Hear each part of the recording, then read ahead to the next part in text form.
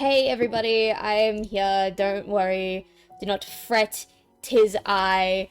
I'm just going through a little bit of a thing because I put a TikTok up earlier today on my small business account, and for some reason the TikTok got taken down and I don't want to re-record it, but I also, the audio was very important to that TikTok, so I had to re-record, and yeah, now I'm late, so whoopsie doodle, I'm sorry. How are we doing, everybody? I hope y'all are doing okay. I'm gonna take maybe like 2 seconds to quickly see if the audio in this thing is still functioning properly. Give me 1 minute.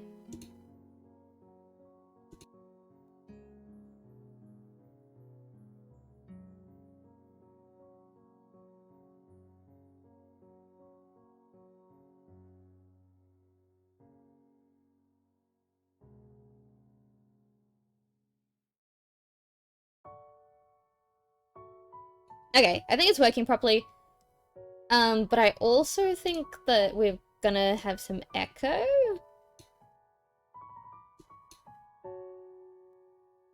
I'm sure it's fine. I'm sure it's fine. I'm just having a look, make sure everything's running smoothly. We're gonna hop into full screen mode now that that's all done and dusted. I have chalky milk with me today because it's been a bit warm in my studio, which is no one's fault but mine. I've had the heater on quite literally all day. And then I've like tried turning it down and it just wasn't enough. It's still quite warm. So I thought a nice cold glass of chalky milk would suffice instead of my usual warm cup of tea. That is the prop I was using for my TikTok. No! I have a bunch of G Fuel cans in my studio because I drink G Fuel not because I like it, but because I really like that they collab with a bunch of video games that I enjoy, and they've got really funky cans. So I drink G Fuel to collect the cans. So I've got a bunch of them in my studio. I think I've got, like, Sonic Knuckles. Let me have a look. Sonic, Knuckles, Miles Morales, Spider-Man, Mega Man, and the clickbait one. And I haven't had a G Fuel in a really long time, but that's mainly because I haven't seen a new can that I really like in a long time, so yeah. Alright, so now we should be good to go. I think we'll be fine now. This game takes a little bit of prep work to set up, more so than, like, other games that I play, simply because of how old it is. Alright. I think we're ready to go now. I'm gonna scoot my second monitor over a tiny bit so I can read the whole damn thing. My alarm's beeping shatters the early morning quiet, and I find myself wondering where to find the motivation to rise. Honestly, that was me this morning, like, being fucking for real right now. Class is still quite far off, but I agree to run with— oh my god, Emmy, that bitch. If you didn't see the last time I streamed this game, we fucking hate Emmy. We despise Emmy with a passion. Emmy— I don't say the word hate in reference to anything very often because I think hate is an incredibly strong word. And I don't like to use it unless, you know, the feelings I feel for someone are actually that intense. I hate Emmy. Like, genuinely. Really, I'm not that interested in running as a hobby, or even as a possible life-lengthening exercise. However, I feel obligated to follow through on my promise to Emmy yesterday, which is why I find myself throwing on some running shorts and a light t-shirt. The cool morning air caresses my face as the morning sunshine causes the dew on the grass to sparkle, nearly blinding me at first sight. As I make my way down to the track, an ugly thought strikes me. Oh no, what's this ugly thought? What if this is some sort of joke that Emmy is playing on me? Okay, so I feel twofold about this. I think it's both entirely possible that this is a prank, and also at the same time that there's no way in hell that it's not. And I know that doesn't make sense, because if it's possible that it's a prank, then it's also possible that it's not a prank. But I think it's possible it's a prank, seeing how she behaved and acted towards us throughout the last stream where we did the school festival, and just how fucking awful she was in that entire scene. I think it's entirely possible that this is all just one cruel joke, but at the same time, Emmy is so passionate about running, like, to a point where I feel like her need to have someone to run with and her need for companionship in the running club outweighs her need to just blatantly be a bitch to people. This is a very anti-Emmy stream. If anyone comes in here, sees that we're playing this game, and happens to like Emmy, I'm really sorry, this is not the place for you. Would that surprise me, really? Hell, I'd probably do it to the new guy too. At the very least, I'm sure Emmy and Rin made a bet on whether or not I'd actually show up. Rin is good. We stand Rin. I like Rin. Hi, Skinner. How are you? I'm back on my anti-Emmy escapades. I feel a sense of trepidation as the track comes into view. Okay. It's been a while. I forgot what voice I gave her. I always forget what voice I give the girlies, so we're just gonna give her a completely new one, but first I'm gonna have a sip of my chalky milk. Oh, I popped it in the freezer for about 10 minutes before the stream. Oh, divine. It could probably use a bit more chocolate, if I'm being perfectly honest, but it's really good. She stole our food. She is just a cunt bag. She's just a cunt bag, that's it. You're late! It would seem that Emmy is already here. What a relief. Not according to my watch. We're both early, in fact. Damn, you've got me there. Emmy's sitting on the bleachers, decked out in her running gear, waiting somewhat patiently for me. I'm glad you're actually here. I was afraid this was a joke or something. Can you imagine if she threw the hissy fit that she did at the school festival about us running and being on a good diet and like all that promise stuff that we did together, and then the very next day finding out that it was all an elaborate joke? I would actually commit murder. I would actually commit murder. I already really, really despise this woman. Nah, I'd never make someone get up that early for nothing. Plus, Rin owes me 500 yen now. She didn't think you'd actually show up. I knew it. Nice to know Emmy was on my side at least. I'm really upset. I wanted Rin to be on my side. Rin's the girl that I actually like. Emmy hops off the bleachers and begins stretching out. She's remarkably lithe? I don't know. Almost like a dancer. I set out to stretch as well, but then realized that I don't exactly remember how to stretch properly. It's been ages since I stretched for anything, if you don't count the one stint at my running last week. And even then, I don't think I actually stretched beforehand. The spectre of my long hospital stay rises up again. I can't say I was all that active before the hospital stay, though. Let me start that again, sorry. I can't say I was all that active before the hospital stay, though, so maybe I'm just being morose. Yeah. This happens every time I try and play a visual novel on stream. Hello, how are you? Emmy giggles as she watches me stretch out. No, Hisao. You've got to hold it for longer than that. Mods, kill that guy. Steal his essence. I'm trying. It kind of hurts a little. That's because you're out of shape. You've got to get some flexibility in you, like this. To demonstrate, Emmy reaches down and puts her head through her legs. I could... maybe not all the way through. Maybe like part of the way through. God bless you, Emmy. I see. Is that the sort of thing I should strive for? Alright, just catching up on your audiobook? No worries. Of course! Flexibility is important for any runner. You'll be able to go faster the more you... You'll be able to go faster the more you stretch out. That makes no sense to me, but Emmy seems to believe it's true. With Emmy's help, I managed to stretch myself out properly. I can't help but notice that when she thinks about how to explain things to me, her mouth scrunches up in concentration. I do that too, if I'm being perfectly honest. Bleh. I can't fucking talk, I'm really sorry, guys. I'm also trying to open Twitch mobile so that I can moderate without having to click out of the stream, and this new update is actually vile. I'm sorry, Twitch, but this new update you've got for Twitch Mobile is absolutely fucking vile. I'm gonna really quickly... I don't think I updated the... There we go. I thought I did, but I guess I did not. I thought I updated, like, the stream title and everything, but it looks like I didn't. Which is an oopsie doodle on my part, but, you know, it is what it is.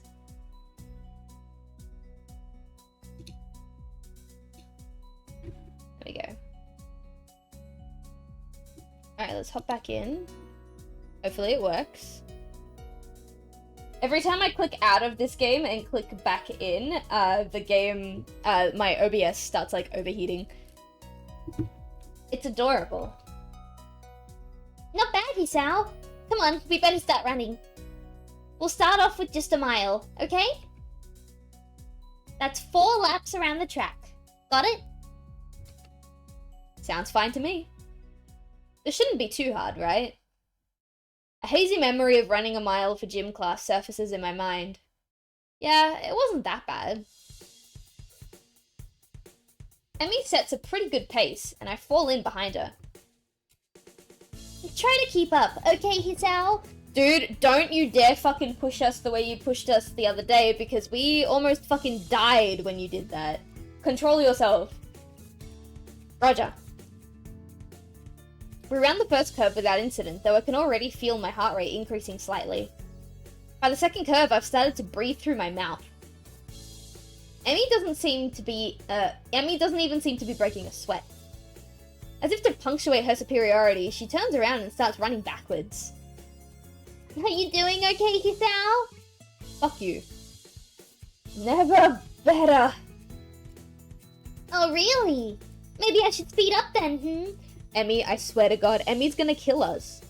Emmy is going to kill us. How can you be so careless after we nearly died right in front of you just the other day? Oh, no. Wouldn't want you to overexert yourself. My heavy panting and wheezing makes the statement less convincing than I had hoped. Emmy simply smiles and turns around again. You're the boss, Hisao. We'll stay at this pace. Okay, good. She's at least learned from last time. I get the feeling that I'm being mocked. If I weren't in such terrible shape, I'd probably feel offended. By the third lap, my breath is coming in ragged gasps. I'm also awash in my own sweat. Gross. We round the curve to start the fourth lap, and Emmy looks back at me with a grin. Here we go! She takes off at binding speeds while I stubbornly stick to my slower pace. By the time I get to the first turn, she's already rounding the second. As I struggle across the backstretch, Emmy continues running and catches up to me. Come on, Hisao! You can do it! I'd answer her, but I'm too focused on getting air into my lungs and ignoring the burning in my leg muscles. Part of me wants to say something like, maybe you can, but I'm about to die here. But again, I doubt I can actually form words right now. Emmy keeps pace with me as I round the second turn across the finish line. Her sprint seems to have gotten her sweating. It's actually caused her shirt to turn slightly translucent. It seems she wears a black sports bra. Chat, do I need to turn on the maturity content? Do I need to do that? Is that something I need to do? I feel a vague stab of guilt for being the sort of guy who stares at a girl's chests, but my legs and chest are burning so badly that I can't bring myself to care that much. Bro's fucking dying, so at least let him die while we're looking at some tits. Not bad for a first effort, Hisao. Kind of you to say so. Emmy seems to be, if not out of breath, at least breathing a little more heavily than she was before she started running. It must have been the sprint that she did. Hey, I've got to get a few sprints in. You should walk around the track to cool down. Then we can stretch out and we'll be all done, okay? Sounds great. My legs are on fire and my breathing is still heavy, but surprisingly my heart seems to be taking the strain well. Another triumph of medical science, I suppose. You should put your hands behind your head. It makes it easier to catch your breath. Surprisingly, she's right. I begin to stroll around the track, happy to feel my breath coming back to me. There's a blur as Emmy sprints by me. Watching her run is absolutely fascinating. It's not just because she's on prosthetics, though that is interesting. The really interesting thing is the way her face changes.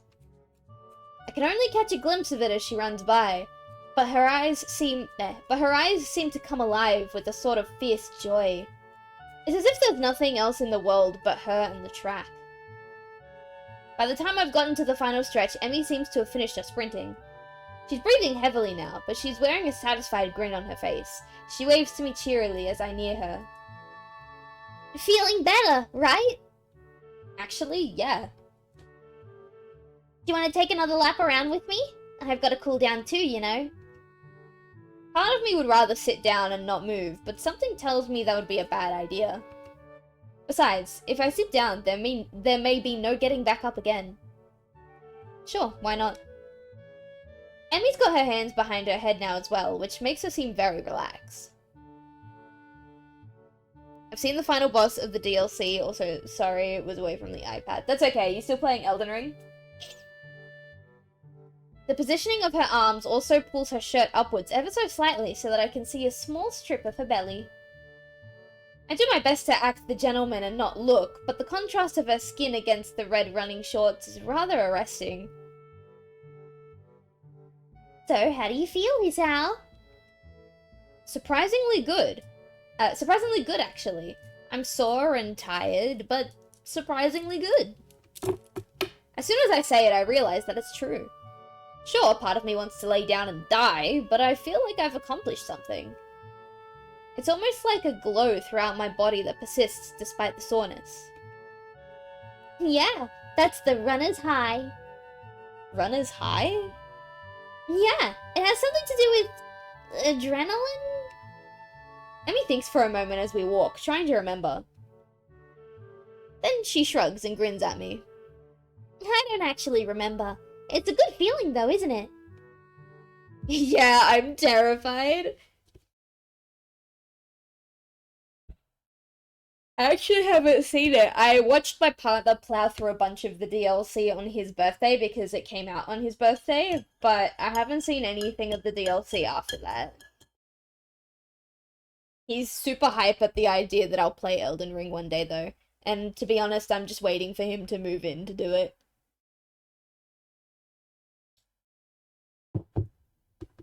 Better than sex, right? I opened my mouth to respond shortly before processing what she just said. Emmy watches my face for a few seconds before bursting into laughter. Sorry, I couldn't resist. You're just too easy. Why did I agree to run with you again? Emmy just laughs harder. She takes a hold of my forearm and tilts it, allowing her to get a better view of my watch. Her face changes the moment she sees the time. Oh no, we're late. I saw the sword and went, wait, no, wait. Saw the armor and I went, you're fucking kidding. No. Oh, you poor baby. Oh no, we better get a move on here, Sal. The class is in an hour and I need a shower. Good, so I will never tell you. Oh, don't worry. I don't know, I'm being perfectly honest, I don't know if I will stream Elden Ring. I don't know if I have it in me to do that, but we will decide that once my partner moves in and once the time to actually play Elden Ring comes. Also, I'm gonna really quickly, turn my microphone down because it looks like it's a little bit loud. There. That's a little bit better. Let's do that. I think that's better. I've noticed, like, looking back and watching my VODs that, my microphone is, like, crunchy as all hell and not in a good way. And I can't exactly afford a new one right now, so we're just gonna cope with shitty microphone. But I thought if I turned it down, it'd be a bit better. The concept is scary, and I think your partner will agree. I will ask him about it. I should probably do that as well. I need to see the nurse too. Maybe he'll write me a note for being late. Why do you need to see the nurse? Emmy points to her prosthetics as if that would explain everything. It's important to check for irritation. Bro. Yes. Even not just for prosthetics, but for, like, any kind of body modification, whether it's, like, the prosthetics, casts, tapes, anything like that is very important. And irritation for prosthetics, I imagine, is, like, I have never dealt with prosthetics before, obviously, but I imagine it's a lot more important because the prosthetic literally, like, clips onto your body. So if where the prosthetic ends and the skin begins and, like, it has that connection is irritated, you quite literally would not be able to function properly. And you're also at risk of them falling off. You know, from sweat or friction or anything. Normally, I only go after practice, but if we're going to be doing these morning runs, then I guess I'll see him twice a day. Wait, so Emmy has only started doing these runs since I showed up? If it's more convenient for you to run with me at a later time... Don't be silly. I've been meaning to start running in the morning for a while now. But if I didn't have a partner to run with, I'd be less likely to keep up a routine. It's way harder. It's always harder to blow off a there. Let me start that again. I don't speak bitch, so I just need to take a minute to process what she's saying. It's always harder to blow up there. Nope, I thought I was ready. I'm not ready. I need a sip of chalky milk to deal with this bitch. Okay. It's always harder to blow off a commitment if you're going to let someone else down, you know? So you'll be my running partner for the mornings. We both need the exercise, so it all works out, don't you think? Yeah, perfect. Did it have to be me, though? Well, I guess I can't complain too much. Emmy's pretty fun. No! No. Zip. Zip. No, we're not saying that. No. We don't like Emmy. And she's right. I do need the exercise. Doctor's orders, even. Emmy waves a quick goodbye to me. Right, I'm off. Come have lunch with us, okay? What? The lunch. You know, the meal in the middle of the day. Come have it with us. Where? The rooftop. Rin likes it up there. When? Lunchtime? When else? That was a silly question. Yeah, but I sort of felt the need to ask all three for completeness sake. Emmy laughs and grins. I don't think I've ever seen a girl smile so much before. Not bad, Hisao. See ya! Why are we with her? Because we agreed to do morning runs with her. And unfortunately, all of these girls are put in pairs. Like, you've got, I've forgotten their names, but you've got the deaf girl and her interpreter. You've got the burn victim and the blind girl. And you've got Emmy and Rin. And Rin is the girl that currently I've decided that I want to go with, but if we're going to go with Rin, that means we have to put up with Emmy. It's very unfortunate, I know, but I don't make the rules. I'm really sorry. Can't we find someone with a cooking hobby? Apparently she does cook. She cooks 2 bento boxes every day, one for herself and one for Rin, because Rin doesn't have arms. With that, she takes off, like a shot for the school building. I guess she's going to see the nurse first. I mean, wouldn't you shower first and then go see the nurse? I don't know. I hurry back to... Sorry. I hurry back to my room and hop in the shower, only to find that the water takes a while to heat up. The shock of the cold water nearly killed me. Oh my god, yeah, me too in the mornings. Ugh. I managed to warm the water a bit and spend some quality time feeling my muscles loosen. My heart, surprisingly, feels the least bothered by the run. I suppose that's a good thing, even if it does make me feel like a bit of a wuss. I mean, at least I'd have an excuse beyond I'm out of shape if my heart were bothering me. I guess I'll have to keep this running thing up, otherwise I'm sure Emmy won't let me hear the end of it. It's only after I get out and dry myself off that I realize that I've only got 10 minutes left to put on my clothes and get to class. Crap. I will throw her prosthetics. What were we saying last stream?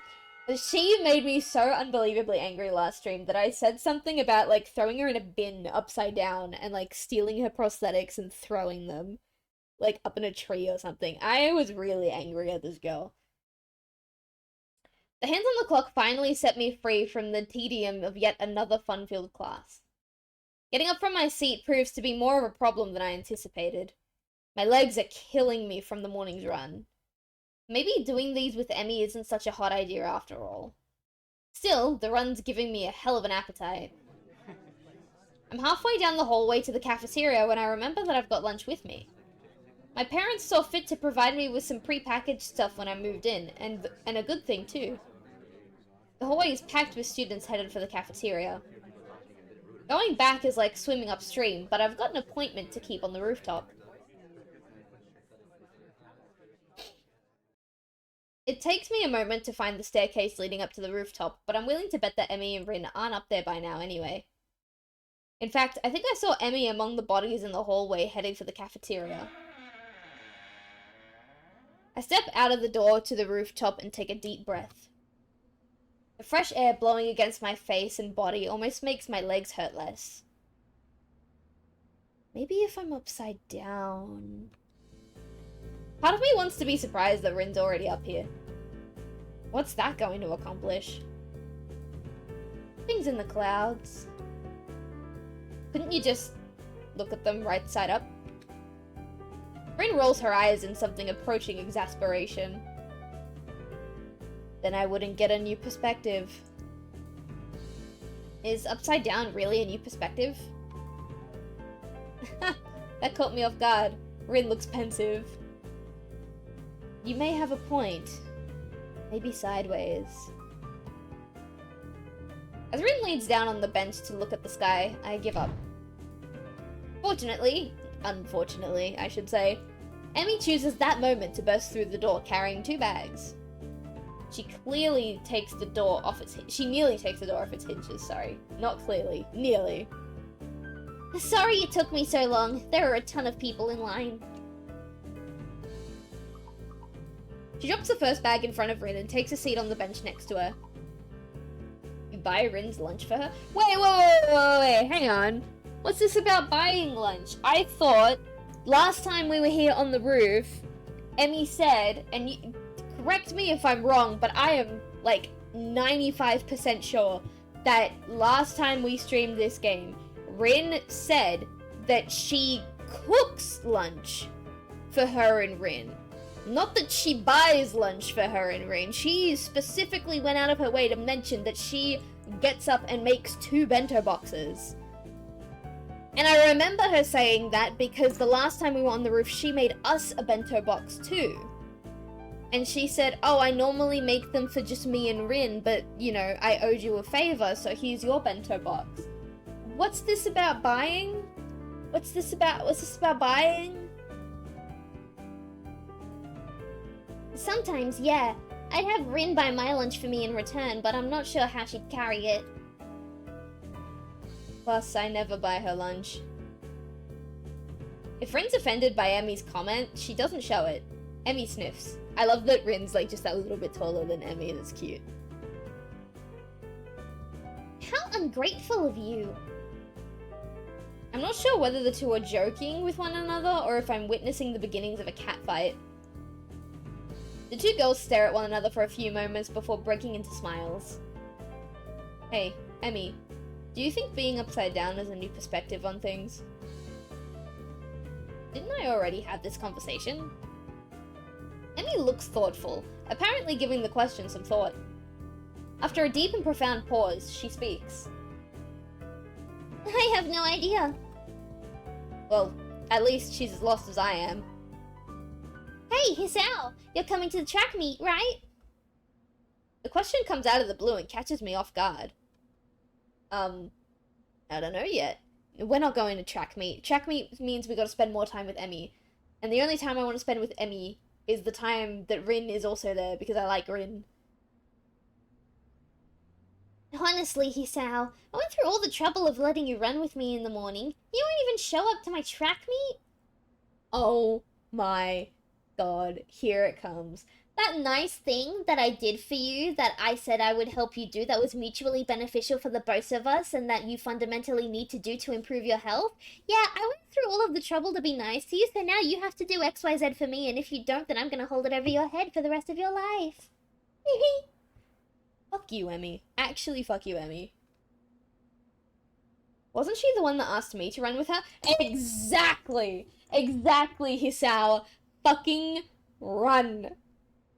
Run! Take Rin with you. Scoop her off her feet and run. Actually, she didn't even give me a choice in the matter. Wait, no, I didn't say that. Gets cricket bat. Guess I'm gonna get sued for property damage. Oh, that's fantastic. She beams at me as if I just agreed to give her $1 million. So you will come after all? That's great! I didn't say that either. I'll be going too, so I'll make sure he comes at me. Okay, if Rin's going, then I'm gonna go. If Rin's going, I'm gonna go. But I'm not going because I owe Emmy anything, because I don't owe Emmy shit. I tolerate Emmy at best, and I tolerate her because she's friends with the girl I'm trying to fuck. Good idea, Rin. Maybe we can get some food or something after the meet's over. I feel like I've just been conned. But not by these two. More like by some outside force pushing me irrevocably, there we go, toward my destiny. That sounds a bit grandiose, don't you think, Hisao? I don't think I have enough chucky milk to deal with the tomfuckery that is Emmy. Or maybe I shouldn't read books that feature conspiracy theories so heavily. Otherwise I might end up sounding like Kenji. Oh my god, Kenji. Still, I suppose I've got to show up now. I don't think I could stand against both of them being disappointed. Oh yeah, I couldn't give less of a fuck if Emmy's disappointed, but if Rin's disappointed, that's the end of the world. I'd never hear the end of it. When is it again? Next week, silly! I just told you about it a few days ago. No, you didn't. Oh, great. And she's a gaslighter! We already knew that, but like, oh my god. I forgot? Well, you won't forget to come, you won't forget to come though, will you? Of course I won't. I'll even make a note of a calendar on something. Rin nods sagely. That's probably a good idea.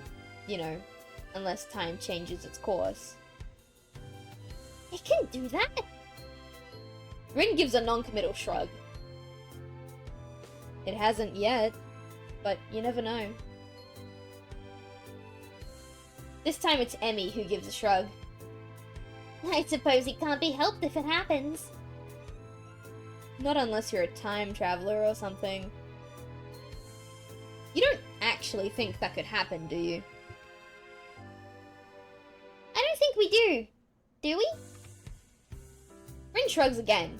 That seems to be her default response to everything. I suppose not. But I reserve the right to change my opinion at a moment's notice. For Rin, this statement makes a disturbing amount of sense. What do you mean disturbing? That's a normal human thing to do? The fact that I realize this now frightens me a bit. Oh hey Rogue, how you doing?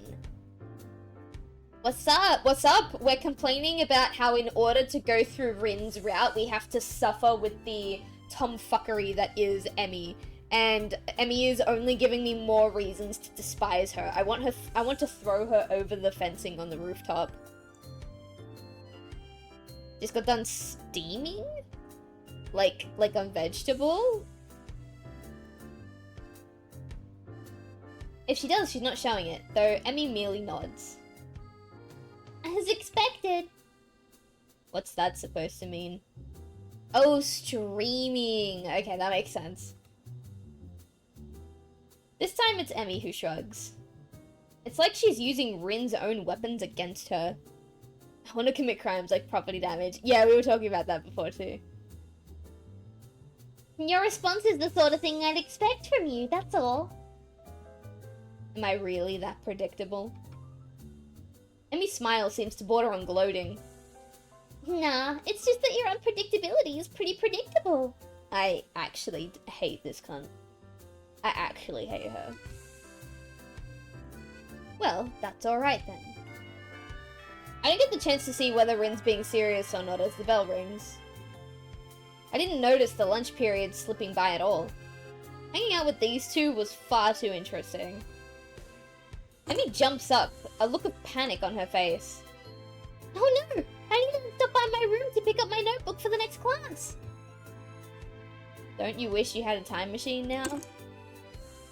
Rin seems rather smug as she delivers this line, like she just won an argument. Emmy ignores Rin's comment. Sorry, Hisao, but could you make sure our garbage gets thrown away? No, carry it yourself. Carry it to the dorm while you go and get your book. Fuck you. I usually clean up myself, but I've gotta run. Sure, no. Oh, Hisao. Hisao. No. Just take the rubbish with you. Emmy darts away with an urgency I'm starting to expect from her. I don't bother asking Rin why she couldn't help. She already seems to be preoccupied with something else entirely as she wanders off. She's probably used to Emmy taking care of cleanup, and for some reason I doubt Emmy's ever raised the issue with her. Cleaning up from lunch doesn't take long, so I have plenty of time to toss out garbage and get to class. Sounds like someone's on a speaker outside. Speakerphone. Anyway, I hope my microphone didn't pick that up.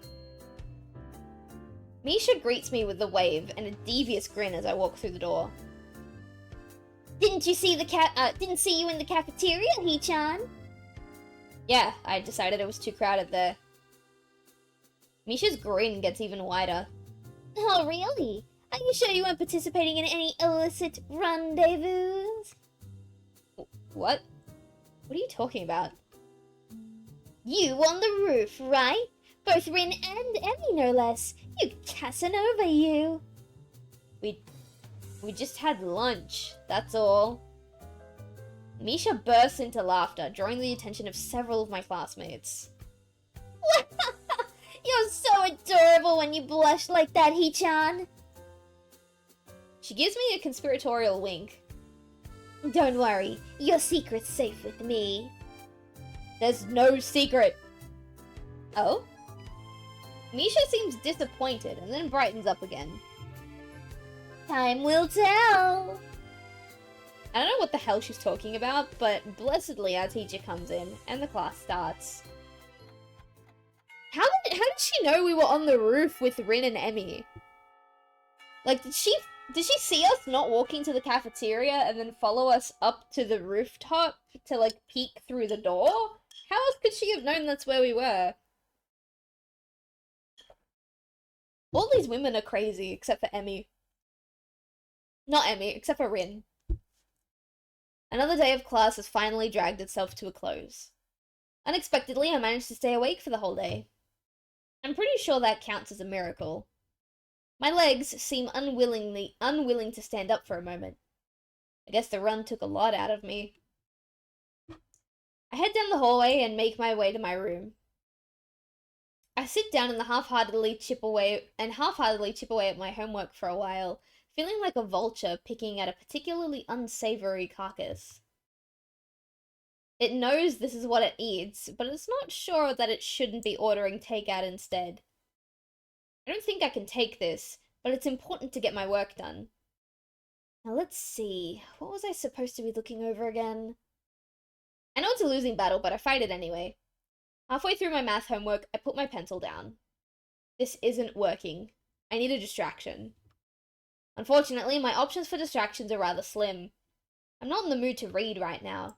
Kenji is, unusually, out of his room at the moment. If I go to the student council room, I'll just end up doing work for those two. And heaven only knows where everyone else is. Except for... well, I suppose there is an option. I grab my shoes and head for the track. And no! No! Isao! No! I'm starting to think that this man likes being emotionally abused and gaslit by this woman. I'm starting to think that he likes it. Track practice is just ending as I arrive at the track. The sun's beginning to dip low in the sky. Has it really gotten that late already? What are you doing down here, Hisao? Come to spy on me, have you? I give a shrug. To be honest, I'm not sure why I'm down here. Yep, I'm not sure why you're down here either. Go home. I didn't have anything better to do. I figure that's about right. At the moment, Emmy's the only person I can think of who I could visit. So I'm your last resort, am I? Nobody cool around, so I'll just go see Emmy. Is that what you thought? Oh my god. Oh my god. See, this is why you shouldn't have come down here, Hisao. She actually looks angry. A chance for some teasing of my own presents itself. Actually, yeah, I guess you are. Emmy pouts, widening her eyes to give the maximum amount of puppy dog resemblance. Kidding, I was kidding. I'm not. I'm not. I hate her. So you are down here to stalk me? Wait, what? That's not what I meant. Why would I stalk you anyway? It's not like you require stalking. If you're not asleep or in class, you're down here, right? Emmy laughs at this comment. Well, you're not all wrong, I suppose. But you forgot about eating. I do that too, you know. I nod, conceding the point. Plus, I hang out with Rin sometimes too, so really, I might take some effort to stalk. What do you two do together anyway? You don't seem to have a lot in common. She puts her hands on her hips and assumes a superior air. Oh my god, here we go. That's what you think. I've got all sorts of hidden hobbies, you know. Oh, really? Like what? Emmy puts her head to one side as if she's trying to remember what it is she does in her free time. Well, Rin and I go shopping sometimes. I guess that makes sense. Emmy's a girl after all, but Rin? I mean, Rin is a girl too, right? Rin comes with you? We usually swing by the art supply store. Plus, she likes the music store that sells all kinds of weird sounding stuff. She says it helps her focus. That makes a little more sense. I see. Any other hidden hobbies? Emmy wags a finger at me. Now, why would I go and reveal all my dark secrets to you? We hardly know one another. I'm asking you what your hobbies are. I'm not asking for your social security number. What is wrong with you? Somehow I think that's all that Emmy has in the way of hobbies. Yeah, that's probably it. All she does is run, eat, and shop. I still don't think my questions have been answered. Even if you do have a few hobbies, I still don't see why you hang out with Rin so much. I mean, she's kind of... Hisao! Hisao has got terrible taste in women. He came to see Emmy and he's calling Rin weird? Bro, flip that shit around. This comment causes Emmy to laugh loudly. That's the understatement of the year. So, why? I mean, you're a lot better at conversation and stuff, so I figured you'd hang out with a lot of people. But I think I've only ever seen you with Rin. Emmy seems unusually defensive. Hey, I hang out with plenty of people that aren't Rin. You just don't see me doing it because I'm not in your classes. Okay, she's got no friends. Aside from Rin, I think. Okay, but that still doesn't explain why you hang out with Rin. I'm not even sure why I want to know this. I guess it's because lunch was so strange. Emmy shrugs, looking for a moment very Rin-ish. It's because we have similar outlooks. If you were to ask me the least likely answer to my question, that would be it. What do you mean? It's like... Okay, Rin paints and stuff, right? Yeah. I'm not sure where this is going. Well, I run. And that's why we're similar. Okay. There better be some profound explanation for this.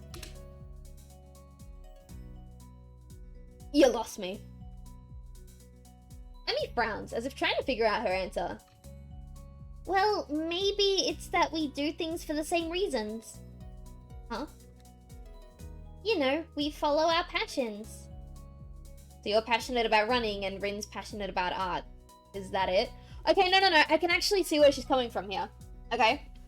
I can actually see where she's coming from here. Rin... sorry, let's start with Emmy. Emmy has a fundamental disability that, in the sense that she has no fucking legs, right?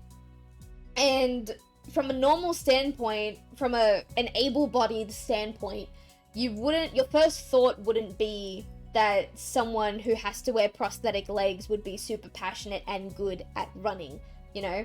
You might think that it might be a bit of a struggle or something like that, but she's super passionate about running, and so she's decided that regardless of her disability and regardless of how much easier or more difficult this disability of hers has, it's not going to impact her love for running, and she will always find a way to run regardless of what it takes. And I think I can see that in Rin as well, in the sense that Rin has no arms. But unlike Emmy, Rin doesn't have any prosthetics, because at this current point in time, we don't have prosthetics with appropriate finger articulation for what she requires it for without shilling like hundreds of thousands, if not millions of dollars, right? And so they kind of have the same thing where their disability actively, from a able-bodied perspective, should be stopping them from doing the thing that they love, but they love that thing so much that they find workarounds and they continue to feed their passions. Like Emmy runs with her prosthetics and she gets extra care for the irritation and she does her proper stretches and all of that. And Rin learned to paint with her mouth, learned to paint with her feet, learned to look at things from different angles and perspectives, took on the more abstract approach with her art to make it stand out more. And I think I can see where Emmy is coming from in this regard, in the sense that they're using their passions to kind of fuel... That thought, like, deleted itself in the middle of me saying it, but I hope that makes sense. I hope that makes sense. I can see the logic. I'm just not sure if I can verbalize it properly.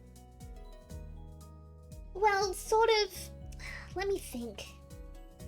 Well, Rin explained it to me once, and I don't know how much of it I followed. Not surprising. I think any explanation from Rin would probably confuse anyone. She says we both chase after an extreme. Like, she's always trying to find a new way to show a particular feeling or something. And I run because of the feeling I get from it. And since we don't allow ourselves to be slowed down by anything, we make a connection based on that. Okay, yeah, so pretty much what I just said. What do you mean slowed down by anything? Emmy looks surprised and points at her legs. You know, because I'm a runner. And Rin's a painter, even without arms.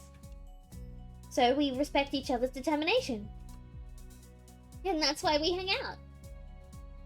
I think. Well, I'm not sure that made any sense to me. Well, it made perfect sense to me. But from Emmy's sheepish expression, she's not sure about it either.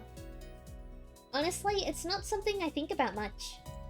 We just get along, and I think that's really all that matters. I suppose she's got a point there. They embrace the passions their bodies deny them. Yes, that is a much shorter and much more poetic way to say it. I like that. Thank you, Rogue. Another question strikes me, and since I've got nothing better to do, I ask it. So what got you into running anyway? Oh, I've been running since I was really little. My dad was a runner, and so as soon as I could walk, he started teaching me how to run. It was our father-daughter thing, you know. I've been told I have a way with words. You do, you do. Our own mutual hobby. A shadow crosses her face, and I'm shocked to see her looking sad. Did something happen between them? Man, I don't have a lot of time left. Sorry, but I've got to get a few more laps in before I go see the nurse. So my guess is two things. Either the dad is dead, or the dad disowned her when she was in a horrible accident that removed her legs and he considered her to be less capable of a runner. It's one of the two things. I still don't like Emmy, I would like to clarify. She races off around the track, hair streaming in the wind. It seems like she's going a lot faster than she was this morning. As she rounds the track, I catch a glimpse of her face. It's much the same as it was this morning, but her eyes seem to have taken on a harder edge. I guess she's right. I don't really know much about her. It could be both. Don't fall for the binary fallacy. It could be both. Like, he disowned her and then he passed away, and so now he's not even around for her to be able to prove him wrong with how much she's grown. I feel like that would hit a lot harder, actually. I watch her run for a little and then stand up to head back to my room. Hey! She spots me leaving and waves to catch my attention. Don't forget! Same time tomorrow morning, got it? Got it. I head back to my room. Homework beckons. I can't sleep. Yeah, yeah, that's me. My body's tired, but my mind is kept awake, staring at the ceiling in the hollow darkness of my room. I grasp desperately for a thread of thought, hoping that I can run my brain into the ground. All I can think of is how I can't think of anything. This is not productive at all. I wonder if this is a side effect of my medication, though it seems odd for it to take so long to show up. Then again, maybe I'm just not as used to my new surroundings as I like to think. I don't know, but for whatever reason, I'm awake, and I shouldn't be. This is ridiculous. Ignoring my body's stiffness, I get out of bed and look at my clock. 4 in the morning. Last time I checked, it was only 1, so maybe I slept a little. I don't know. I throw on some clothes and head out of my room. A walk might do me some good. I'm surprised at how chill the air is compared to the relative warmth of the day. I can almost see my breath as I wander the campus, waiting for the sun to come up or for me to fall asleep. At this point, either option works for me. I find myself at the track, where, for the first time, Emmy's not out running. I suppose that makes sense. It's too early even for her. The bleacher seats are cold, but at this point I welcome the sensation. The sun is starting to show its face over the horizon, and I know with an awful certainty that I'll get no more sleep tonight. The sun's steadily strengthening rays start to warm me up, and I watch the dew on the ground begin to steam lightly. My mind calms down a little. Emmy's gonna wake us up. The bitch. Someone's shaking me. Hey, wake up! Huh? Where? What? I guess I fell asleep after all. What are you doing out here? You're gonna catch a cold or something. I rub my eyes and I'm confronted by Emmy, who bends over me with a worried expression. I'm still a little groggy, so my response comes out in a mumble. You couldn't sleep. Or should something come up? Sounds like something Rin would say. I shrug, feeling the stiffness that comes with sleeping on a bench for a few hours. Is it? I wouldn't know. Emmy grins at my somewhat cranky response. So, couldn't sleep, eh? Obviously, we need to run you harder today. Even though I've only known her for about a week, this seems very Emmy-ish response to the problem. Hey, my body was plenty exhausted after yesterday. My mind was just racing, that's all. I don't see the difference. If you run hard enough, your brain will get tired too. I am seriously questioning the wisdom of doing this first thing in the morning. I don't know if my grades will be able to handle me tiring my brain out like that. Emmy pulls me up from the bleachers with surprising strength for someone her size. Now come on, Hisao, we've got work to do. I don't actually know if I'm up to this today, to be honest.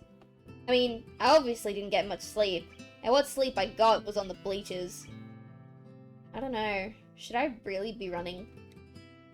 Emmy glares at me.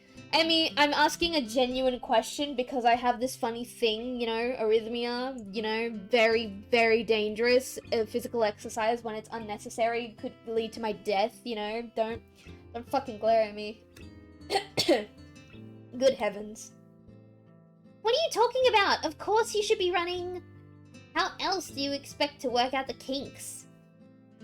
You've been sleeping on the bleachers, for heaven's sake. The best way to get that soreness out is to run around a little.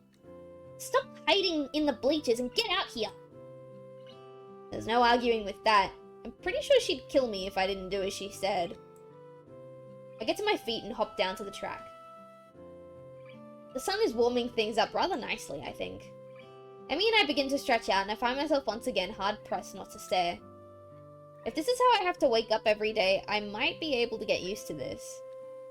Ew. Don't use perving on Emmy of all characters as your motivation for getting up. That's gross. Perv on a nice lady. You know, Hisao, it's not polite to stare. I wasn't staring, I swear. Emmy raises an eyebrow and considers me for a minute, as if evaluating my response. There's a brief moment where I'm afraid for my life. But then she smiles and laughs, shaking her head slowly. Honestly, you didn't have to deny it so strenuously. There we go. In response, I clap my hands together and go for a change of subject. So, that's enough stretching, right? Emmy gives a casual shrug. I hate how much she shrugs. I like when Rin shrugs because it's built into her entire personality, but the way they've written Emmy so far, it doesn't strike me as something she would do, and it bothers me to no end. Do you feel stretched? That's really how you should tell. Well, I do feel up to the run, if that's what she means. Yeah, I feel ready to go. Same as yesterday, okay? We'll just run for a mile at a steady pace. Don't worry about going really fast. Just worry about keeping the pace. Got it? You're the boss. Emmy grins again and we take off around the track. I think I'm gonna die. Sorry, just after 2 whole things of silence, that was really funny to me. We're not even done with the first lap and my legs are on fire. My breath is coming in ragged gasps. I can feel sweat pouring down my brow and I've only just now rounded the second turn. Come on here, Sal! We've got 3 more laps to go! Oh wow, we're doing so much worse than we did yesterday. I can't do this. I can't do this. I can't do this. I think I might hurl. Somehow we're on the second lap. Emmy's not even sweating. How could she do this so effortlessly? For some reason, I'm still moving. She's like a machine. Third lap. What happened to the second? You're almost there, Hisao! Liar. I've got another 2. Nothing to be done. I can't do this. Emmy whirls around and begins running backwards. Her face is a mask of anger that surprises me. Never say that! If you say that, you'll have already lost. Okay, I think that strikes a nerve. I think this is her daddy issues coming in. Keep moving! If you're alive, you can keep moving, damn it! Whoa, language. We're on the 4th lap now. She really seems to want me to keep going. Legs move, move, move. They feel so sluggish. I'm in mud, or molasses, or tar. I can't go on. I'll go on. Final stretch, Hisao! Give it all you've got! I pump my legs as fast as they'll go. They keep refusing to obey my commands. Somehow, I keep moving. Somehow, I finish. That's it, Hisao! I knew you had it in you! The anger Emmy showed a lap ago is gone, replaced with pride. She's positively radiant, like she just won the gold medal or something. I stagger to a stop and fall to my hands and knees, gasping for air. My heart is pounding far harder than it has in a long time. I don't think it's done this since... Oh god. Please, slow down. Slow down. Stop racing. I cough, and for some reason, I feel a grin crossing my face.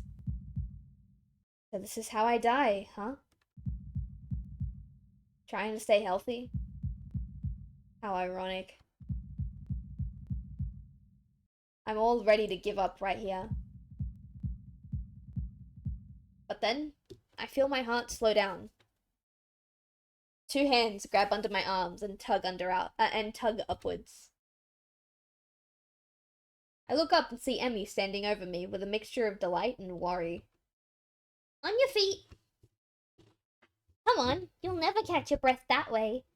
Emmy, I appreciate that you're not... Hang on, give me 1 second. It's getting a bit cold in here. Okay. Emmy, I appreciate that you don't treat my disability as something that should be holding me back or like I'm less of a person because of that. I really do. But there's a difference between treating me like a normal person despite my disability and blatantly ignoring the painfully obvious thing that my disability is doing to me to a point where it would potentially kill me and just treating it like it's nothing. So yeah, I don't know how I feel about this whole exchange. Somehow I manage to stand. I try to raise my arms above my head, but they feel like lead. I start to walk around the track while Emmy keeps close to me, like she's afraid I'll fall over or something. She may not be far off. I feel terrible and say so. Emmy laughs. But you finished, didn't you? You said you couldn't, but you did. Isn't that worth it? No, I don't think putting my life in danger is worth that. I'm really sorry, Emmy.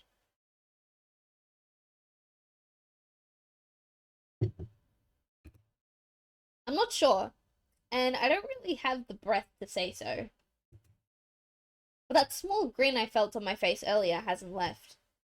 So what if my heart's weak? I still survived this morning. Maybe I'll survive tomorrow too.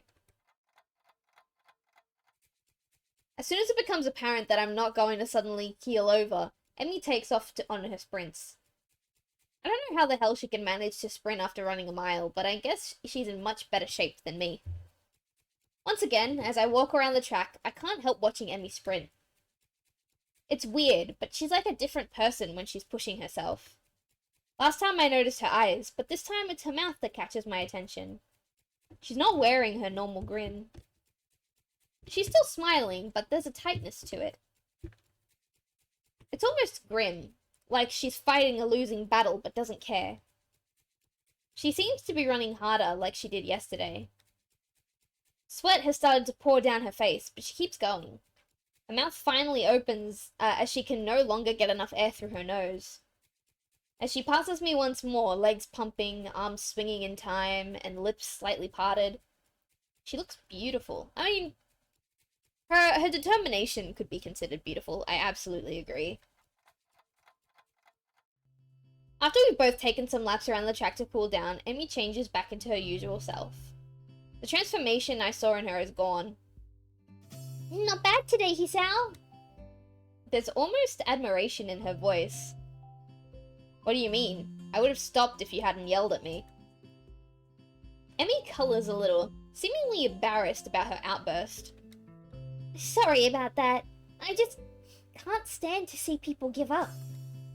Especially about something like this. Saying I can't go on is silly when you're obviously still going while you're saying it. That's what it's all about. What? Saying silly things? Emmy sticks her tongue out at me. Idiot! I mean showing that you're alive. Showing I'm alive, huh? I didn't know it had to be so painful. Yeah, I agree, bro. I fucking agree, bro. But it does feel pretty good, despite that. Besides, this is one of the hardest days. What do you mean? Whenever you start a workout, it's difficult the first day, really hard the second day, and then the third day gets easier. I don't know about that. I don't actually know how true that is. I've been doing some leg workouts to, like, strengthen, my quads and my butt and stuff, in order to help me support my knee. And I don't think it was like that for me. I think it was a pretty gradual, like, difficult, lemon difficult to, like, you know, actually tolerable. I don't need to break between exercises now. Which probably means I need more intense exercise, but you know. You'll still get days that are really hard, but they'll pop up less and less. So this will eventually get really easy, huh? Yeah, of course. But then you'll have to increase the difficulty, or you'll never get ahead. You'll just get complacent and you'll lose the sense of accomplishment. So I'll have to run more than just 4 laps, huh? I mean, sure, live dangerously and make death earn you, but there's cooler ways of doing. Yeah, there's way cooler ways of doing it than just fucking dying on the track, bro. Yep, but not for a while. You'll have to be careful, you know. A thought strikes Emmy and her face lights up. Got it. Got what? You can come with me to see the nurse. That way you won't fall over dead or anything. How charming. When? Right now, of course. You'll need a shower and everything, right? We don't have much time then. Grabbing my hand, she's off, pulling me along with her. My goodness, but you're in a hurry today, aren't you, Emmy? I have no idea how we got to the nurse's office so fast, but here we are. The nurse grins at Emmy and seems to completely ignore me. You've got plenty of time to take a shower and get to class, you know. There's no need to run through the hallways like that. I could hear you coming a mile away. Somehow, it doesn't seem like he's actually scolding Emmy at all. It's like there's a sort of routine between the two of them. Emmy does a passable imitation of remorse. I'm sorry. I won't ever do it again. The nurse and Emmy both laugh at some private joke. Suddenly, he seems to notice me. It seems that he notices me. Ah, hello, Hisao. What brings you here? Well, he said officially joined me on my morning runs. I start to explain, but Emmy cuts me off. I thought he might need to visit you so that he doesn't die or anything. The nurse raises his eyebrows in mock horror. Yes, that would certainly put me out of a job fast, wouldn't it? Well then, Hisao, let's take a look at you. Lift up your shirt, would you? I'm suddenly very conscious of the fact that Emmy's in the room with me, and I blush in spite of myself. The nurse seems to sense my discomfort, but only seems to amuse him. A bit shy, are we? He makes an apologetic bow to Emmy. Sorry, Emmy. I tried to get you a free show, but it doesn't seem to have worked. Emmy stiffens slightly and fires a look of annoyance back at him. You're an Whoa! I don't know if I can say that in the Emmy voice. Hang on, let me get a sip of chalky milk first. You're an asshole! Okay, there you go. Emmy bows to me apologetically. I'll wait outside, okay, Hisao? I begin to stammer that it's not really a big deal. She doesn't have to leave, but she's already out the door, and the nurse is laughing as he watches her go. Still got it. I don't follow. He laughs again. He's in on some joke that's over my head. I can still get her flustered. It's a competition of sorts we've had going. Oh, that's really. I don't like that. You're a grown-ass man and she's a high school girl. I don't like that. That sounds incredibly sinister to me, and it seems as if the nurse realizes that too. That sounded a lot worse than it actually is, come to think of it. I wasn't gonna say anything. No, you're right. I should fill you in so that you don't get the wrong idea. I'm actually relatively new here, you see. I got hired the same year Emmy started going here. Before that, I worked with Emmy during her initial rehab following her accident. Hold on, what? We had to amputate her legs after a really nasty car wreck. It nearly killed her and succeeded. He shuts up abruptly. I blink, receiving an unexpected piece of news.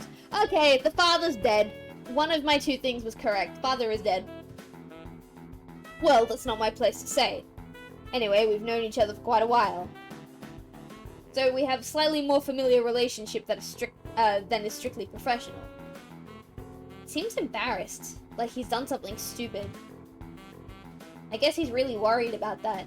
I wave a hand and let him know it's not a big deal. Don't worry, sir. I promise I'm going to be discreet. I had been wondering about what caused Emmy to lose her legs, and that was one of the scenarios I thought of.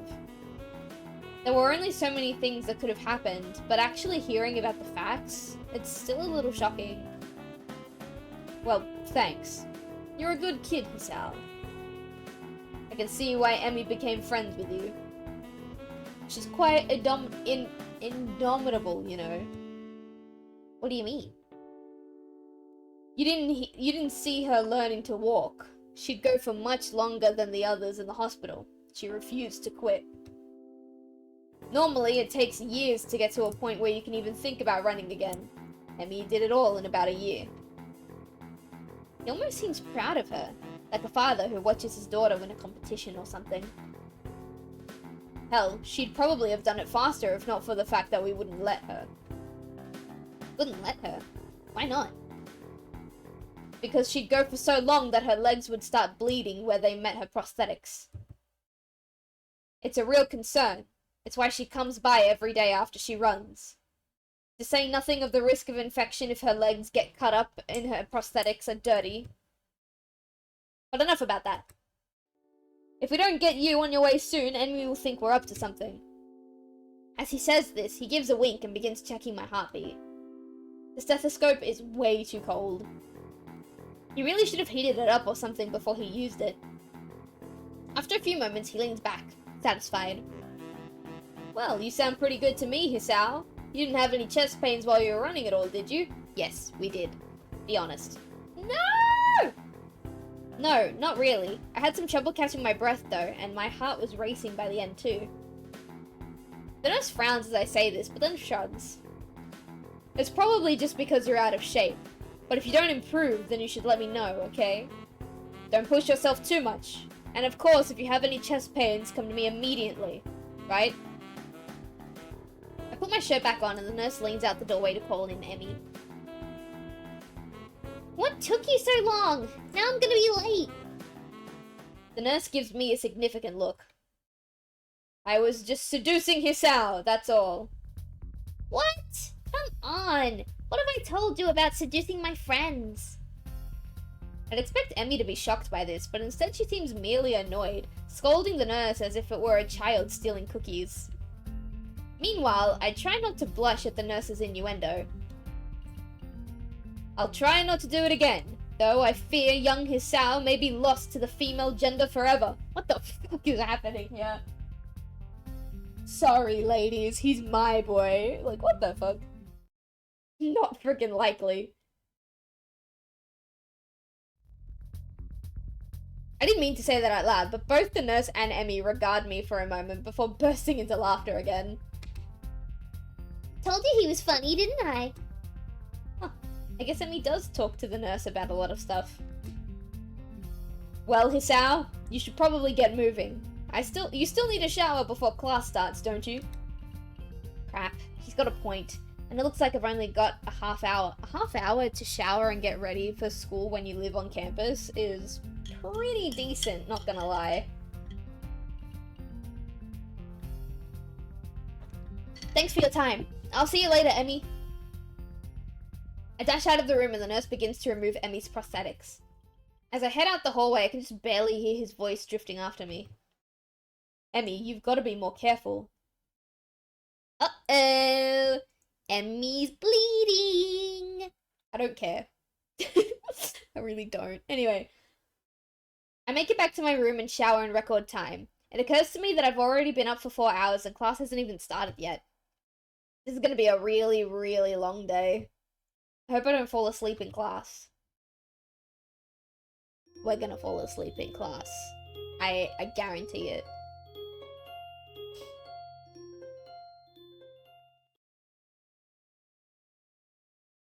Come on. Oh, I think we did. The morning sunlight streaming through my window wakes me up instead of my alarm. I realize that it must be Sunday. Emmy has kindly... I think that's decided? I think that's supposed to be decided? I'm not sure if that's a word. Designed... dined? I don't know what that is. I don't think that's a real word. I actually have to... Hang on. I'm gonna get caught up on this. Yeah.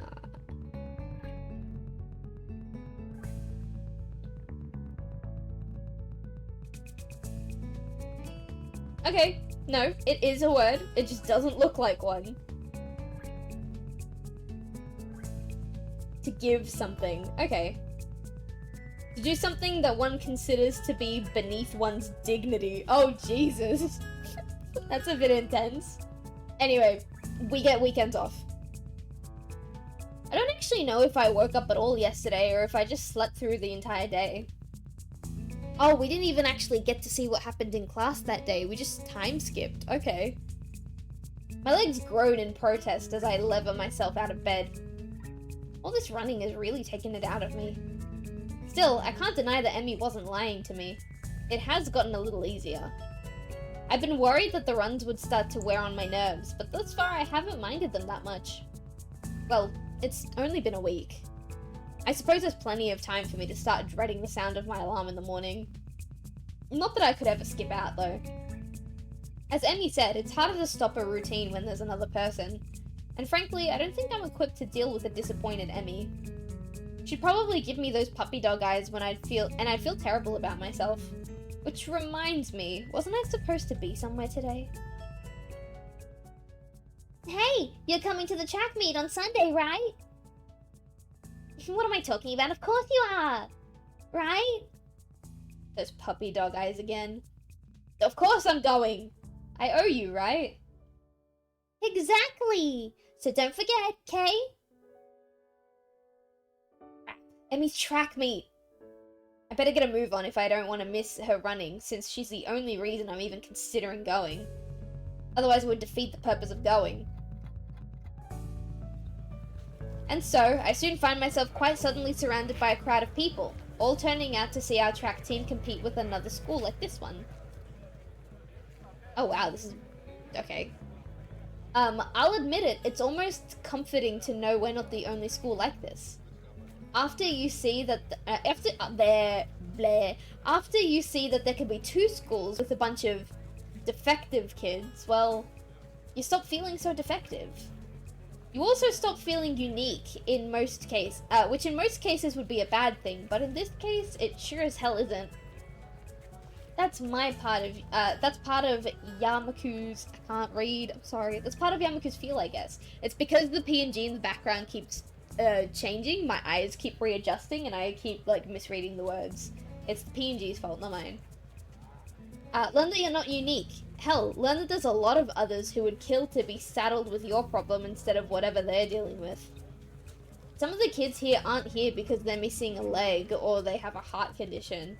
Some of them might be here because they're as good as dead in 2, maybe 3 years if they're lucky.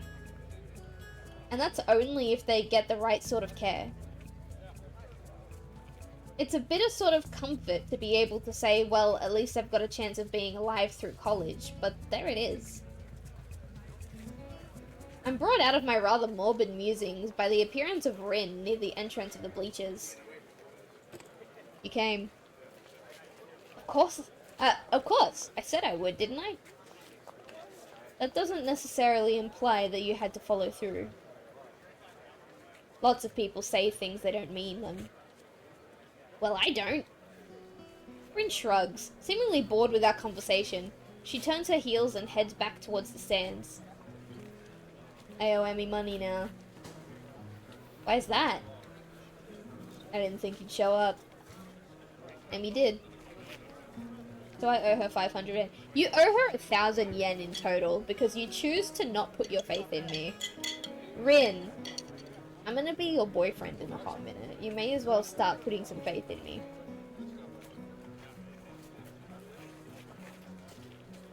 You two bet on an awful lot, don't you? Another shrug from my armless companion. I don't know why that made me laugh, it just did. I don't think so. We enter the bleachers and Rin nods upwards. Up there. Came out to see if you'd come. For the bet, I presume. Rin leads the way, and soon we've settled on an almost empty bench. Oh, hi! Who are you? You're very colourful. Everyone else in this game's like just in the classic white or green. She's the most colourful sprite I think we've seen. There's an older woman sitting next to Rin. Someone's mother, I assume. She got rather long hair done up in a braid. On seeing Rin, she gives her an oddly familiar seeming grin. Well, this is surprising. I thought you went to get a snack, not a boy. Huh? A snack? I wondered why I was down there. The woman laughs again, in a way that seems familiar. Where have I seen her before?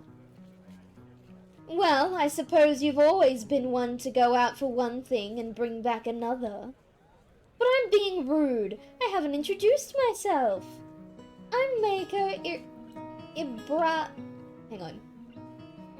Ibarazaki. There we go. Ibarazaki. We'll go with Mako. Emmy's mother. Pleased to meet you. Well, that explains it. She's like a taller, older, and better endowed Emmy. Apart from the hair being darker shade than Emmy's, there's really no mistaking their resemblance. Sorry, I'm Hisao Nakai. And really, you don't have to apologize for not introducing yourself, Miss Ibarazaki. That's really Rin's job in this situation, isn't it? Another laugh from Emmy's mother. I take it you've not known Rin for that long, then. It's best not to expect her to remember something like that. She's got other things to think about, I assume. Rin nods, seeming pleased by this assessment. She's right. I was thinking about sunsets. You see, it's really up to us to make introductions like that. Oh, sorry, that's the wrong... You see, it's really up to us to make introductions and the like. For lack of any better response, I nod. Miss Ibarazaki leans back a little on her seat and raises an eyebrow. So, how long have you and Rin been dating? Oh, actually, the moment I laid eyes on her, I knew she was the one. My response consists of silence and my brain suddenly lurches into gear. But just before I can begin to utter a hasty babbled explanation, Emmy's mother bursts into laughter again. You're a blusher, aren't you? I don't know if there's any way to keep my dignity in this situation, so I settle for a mumbled response. Maybe. That's so cute.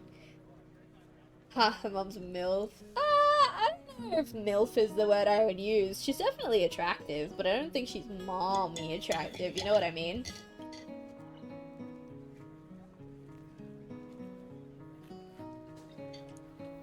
So this must be a new romance then, mustn't it? Wait, that's not the question that... Another laugh. I know, but it's funny to watch you squirm. Oh god, she is Emmy's mother, isn't she?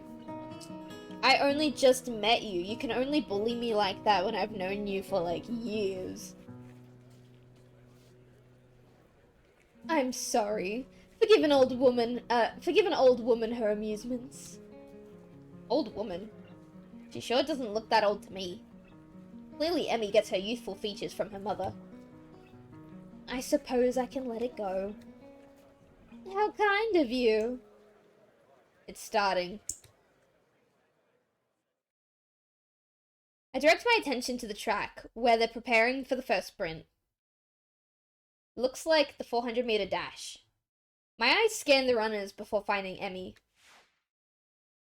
She's smiling, with an almost cocky look on her face.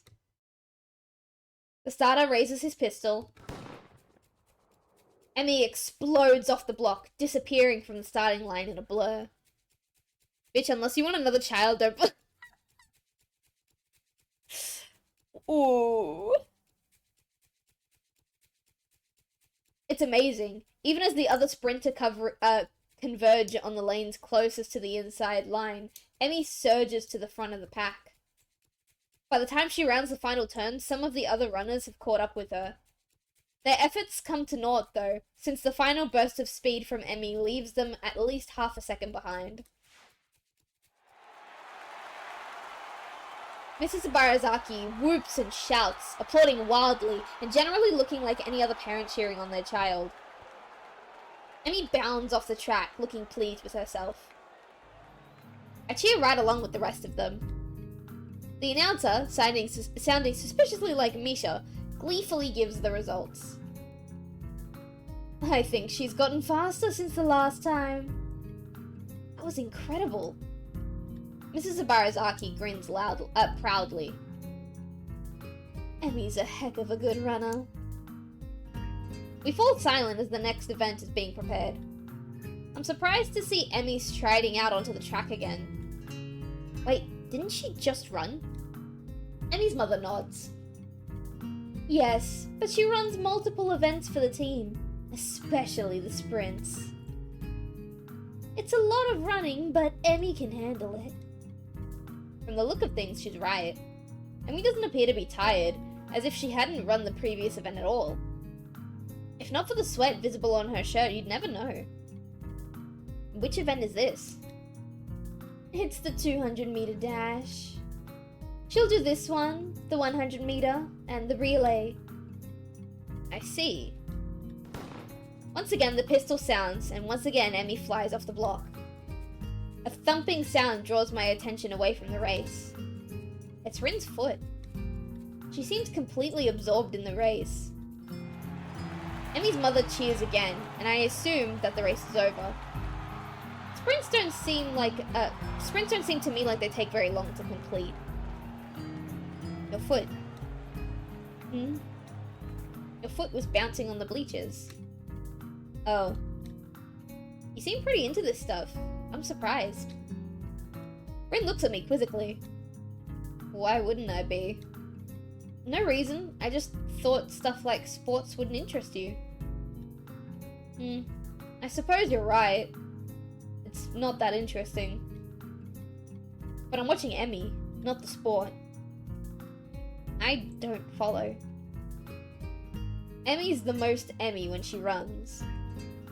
You don't get to see Emmy at her Emmyest very often. But here, you can. See? She directs my attention towards the track again, where the 100-meter dash is about to start. I watch Emmy closely. As she gets into the starter block, her whole body seems to relax, but it's a false relaxation. I can see that she's actually like a coiled spring. As the starter tells everyone to get set, her head snaps up and her eyes narrow slightly.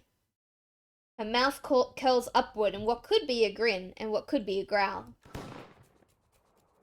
When the pistol goes off, it's as if she's been unleashed from a cage, like she was always moving at this blinding speed, but we couldn't see it happening until the starter pistol dispelled the illusion of motionlessness. It's all over in a few seconds, but in those few seconds, I feel like I witnessed something very personal for Emmy. As soon as she crossed the finish line, the fierce look was replaced by her normal grin. The conquering general returning to his farm. Amazing. She's really amazing. I've never seen anyone move that fast. Well, don't look at me. I'm far too relaxed to run that fast. No, I think Emmy's prowess all came from her father's side. At the mention of Emmy's father, Miss Ibarazaki looks wistful, almost sad. He got her into running, you know. Yeah, she told me. I'm uncertain of whether or not it would be rude of me to ask after Emmy's father. Rude of me to ask about Emmy's father, you mean? But after that look on her face a few days ago, I feel compelled to ask. Where is her father now, if I might ask? Dead. Dead. Killed. Gone. Dunzo. What do you need, if you will? Emmy's mother hesitates, clearly not willing to answer the question, but at the same time, not wishing to appear rude. He isn't around anymore. I'm sorry. I didn't mean to bring up bad memories. Emmy just seemed a little sad when she mentioned him earlier. That's not surprising, considering... Hmm? They were very close. I see. A beeping noise suddenly emanates from Miss Ibarazaki's pocket. Reaching into it, she pulls out a cell phone and looks at it. Honestly, a text message? What is he, 16? Oh, nothing.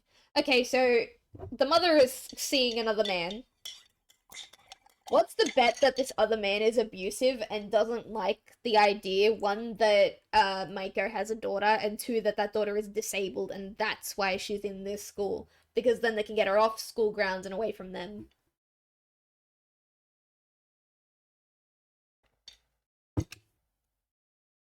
I've got to go meet up with a friend of mine. Will you tell Emmy I'm very proud of her and that I'll call her later on tonight? Of course. I admit that I zone out for a while. I almost didn't notice that the relay is about to begin, but when I look, I can't find Emmy. I don't like Emmy, but I hate abusers. Well, we don't know that. That's just me speculating. And a lot of her abusive behavior could come from that man that her mother is seeing, if that's what's happening. I still don't like Emmy. I will still rip her prosthetics from her legs. But, ugh. I thought that Emmy would be running the relay. She runs anchor. So she won't be running for a while yet. Sorry, I got a yawn. Did you see it? Huh? Emmy at her Emmyest. Maybe. Maybe this time.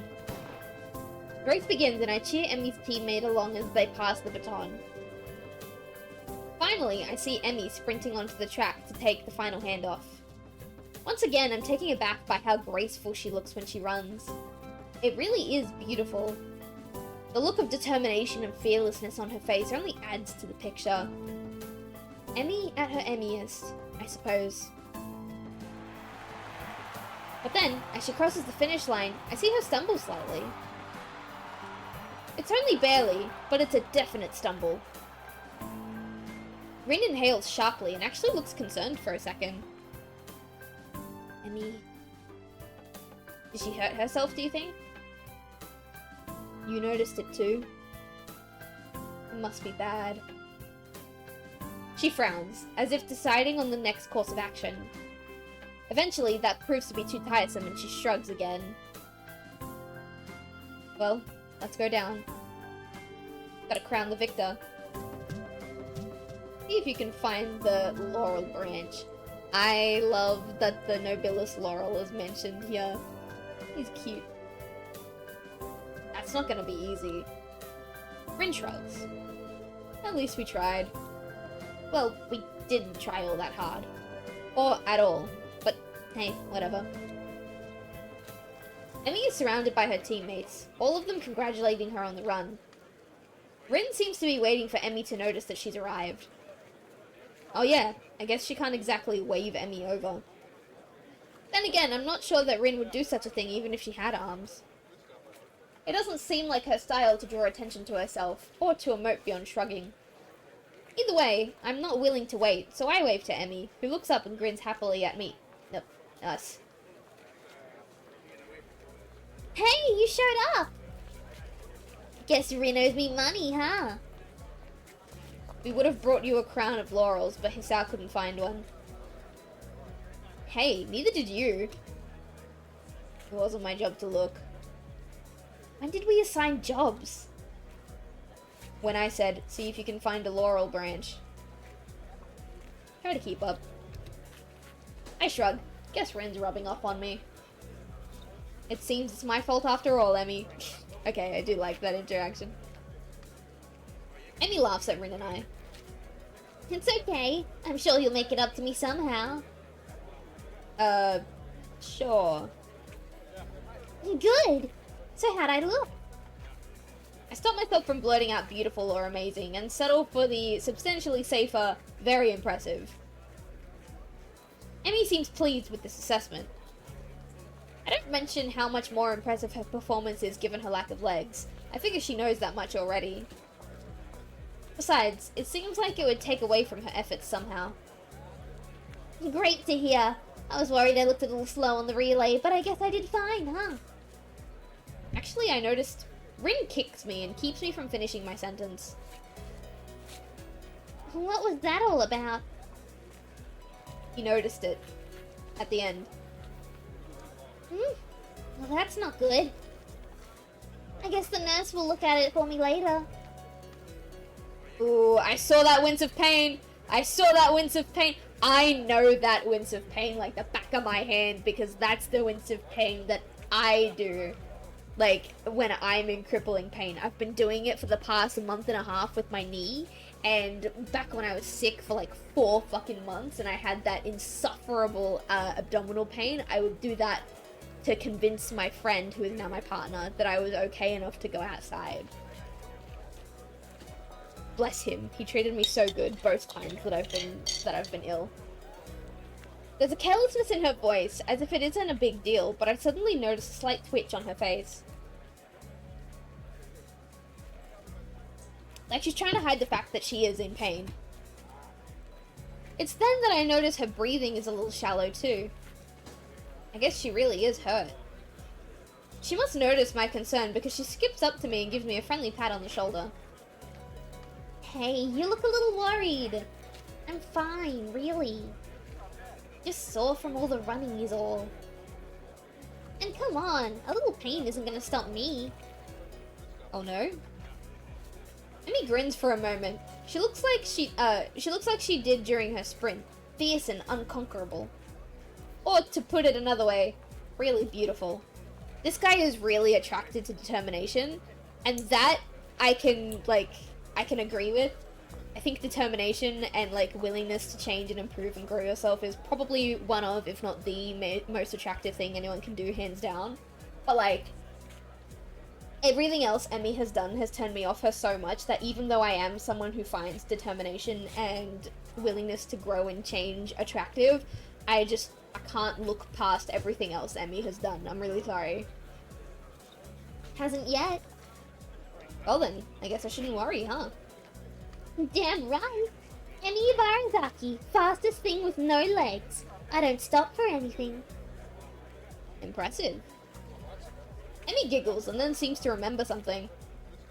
Oh, before I forget, Rin and I are going to do something next Sunday as a post-track meet celebration.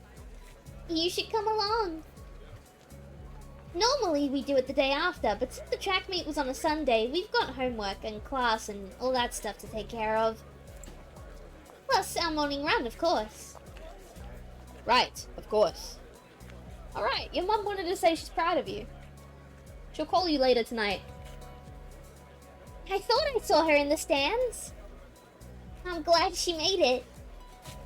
Used to be my dad who showed up to my meets, but Mom's done a pretty good job taking over. She shivers slightly, and I realize that she's still all sweaty. A breeze just started to blow too. I'm not cold at all, so I've got my jacket with me, so without a word I throw it around her shoulders. Emmy jumps slightly, but then grins at me. Look at how unimpressed Rin is at what I just did. Like, motherfucker, really? Real smooth. Rin, trust me, your end game.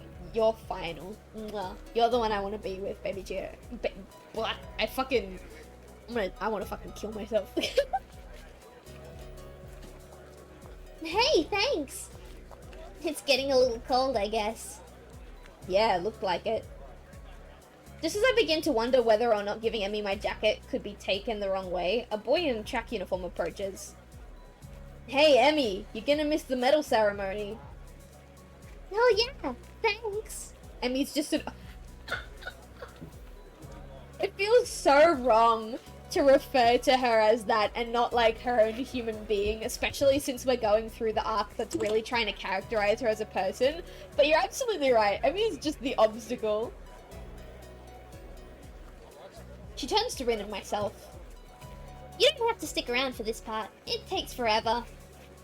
Besides, you should get cracking on your homework now if you don't want to be up late, Hiss Owl. Morning run tomorrow, don't forget. How could I? Good point. I mean, it's spending time with me after all. Look, if I actually liked you, I would let that comment slide, but I don't, so go fuck yourself. I'm almost out of... I don't have enough chalky milk to deal with this, guys. Ugh.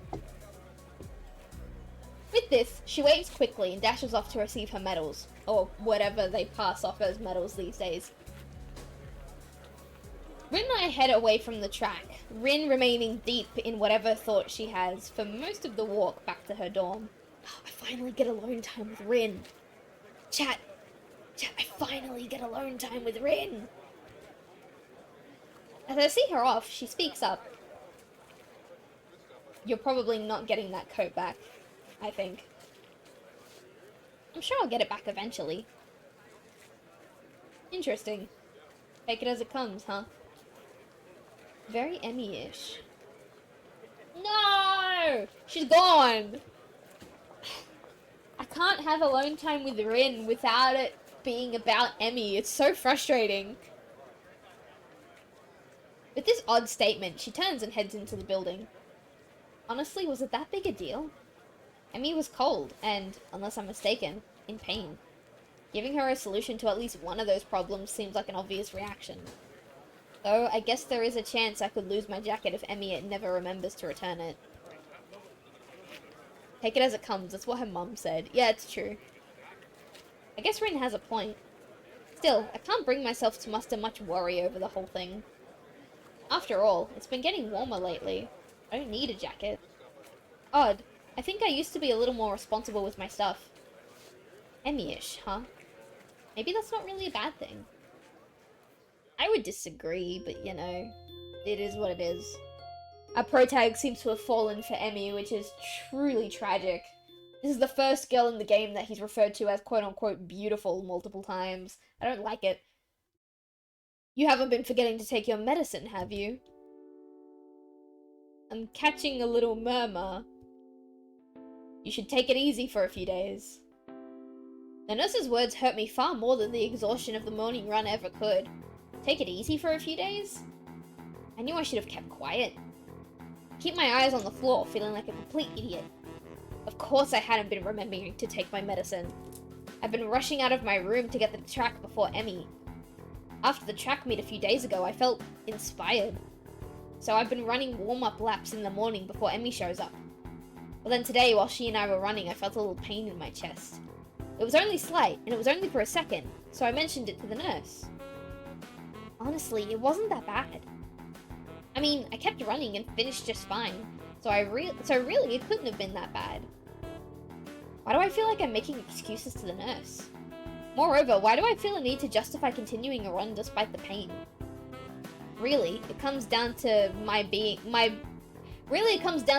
unwilling to concern Emmy, who seemed concerned anyway. I'm not sure how she was able to tell there was anything wrong, but she claims I stumbled a little. She's the one who insisted I tell the nurse, so now I feel bad for worrying her at all. The nurse is shaking his head ruefully while Emmy paces outside the room.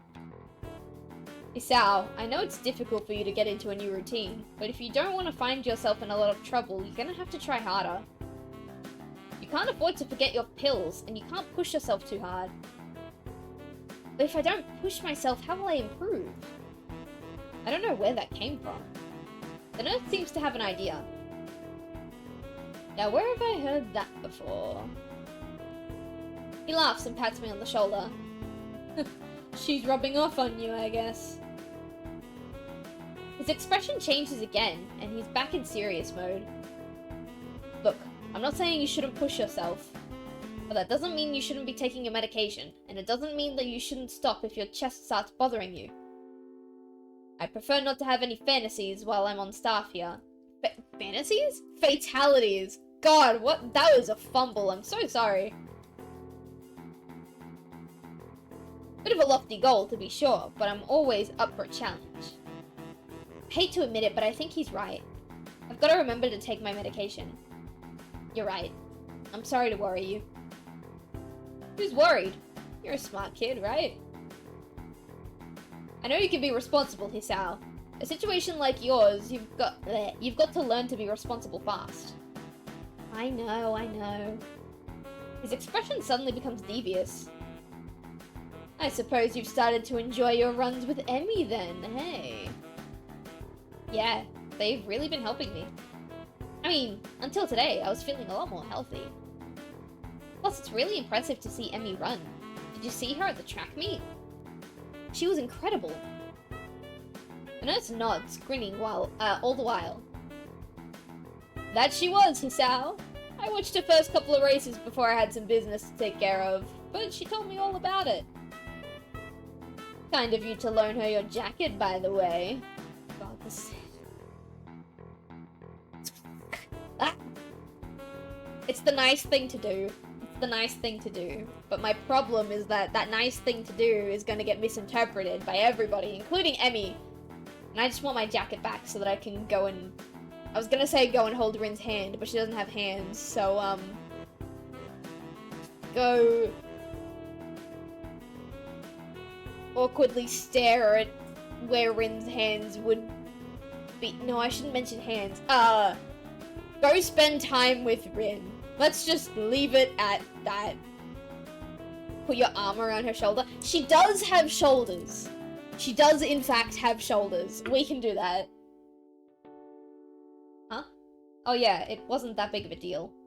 I'd honestly forgotten all about that. I still haven't gotten it back. The nurse gets a smile that makes me feel like he just made a joke. Not to you, but Emmy certainly appreciated it. That's the other thing that bothers me, is that sometimes, and this is gender neutral, by the way, a guy could do this to a girl could do this to a guy, but someone will do something for another person that's just nice. You know, like, oh, here, we're friends, you're cold, here's my jacket, blah, blah, blah. And, the other person will be like, oh my god, he must have felt some type of way about me. He gave me his jacket? What? Oh my god. And I know that, and I know how annoying that is, because I do that. I do that. Back when my partner and I were just friends, on the very rare occasion, he would let me keep his jacket, and I would just be like, you know, very, you know, I get that feeling, but I also, like, hate that that happens, you know? Bridal carry Rin and kiss her in front of Emmy to establish dominance. Yes! Yes. I love that idea. And I know she appreciates you running with her in the mornings. Sorry. The way I've stretched my vocal cords in order to deepen my voice a little bit for the nurse makes me need to yawn, so maybe I should just stop doing it. This one catches me off guard a little. Sure, she mentioned that it's easier to keep a schedule with an extra person, but I didn't think I was doing her a favor at all. I thought she was doing me the favor of helping me follow the doctor's orders. She tries harder when you're around. If there's someone else running with her, she's going to push herself more. And she tries even harder when you're around because, well, it's you. Oh, dear God. We've already become special to her. We have to kill her. What the heck does that mean? You'd love to know, wouldn't you? He laughs in a style of evil megalomaniacs. No, seriously. It's because you're her friend. If Rin ran with her, I'm sure she'd do the same. Well, probably. But that's not the point. The point is, you're helping her, even if you don't know you are. And she's grateful for that, even if she never says it. You smell the jacket he gave you, bet. Of course I did. Of course, I would try not to, because we weren't dating at the time, and I felt like that would be really creepy. And I was like, I don't want to do that. But, like, I'm not going to deny that I did that. We're dating now, and he hardly ever gives me his clothes to borrow. It's sad. But he's moving in like 6 weeks. And once he moves in, his wardrobe isn't his wardrobe anymore. It's our wardrobe.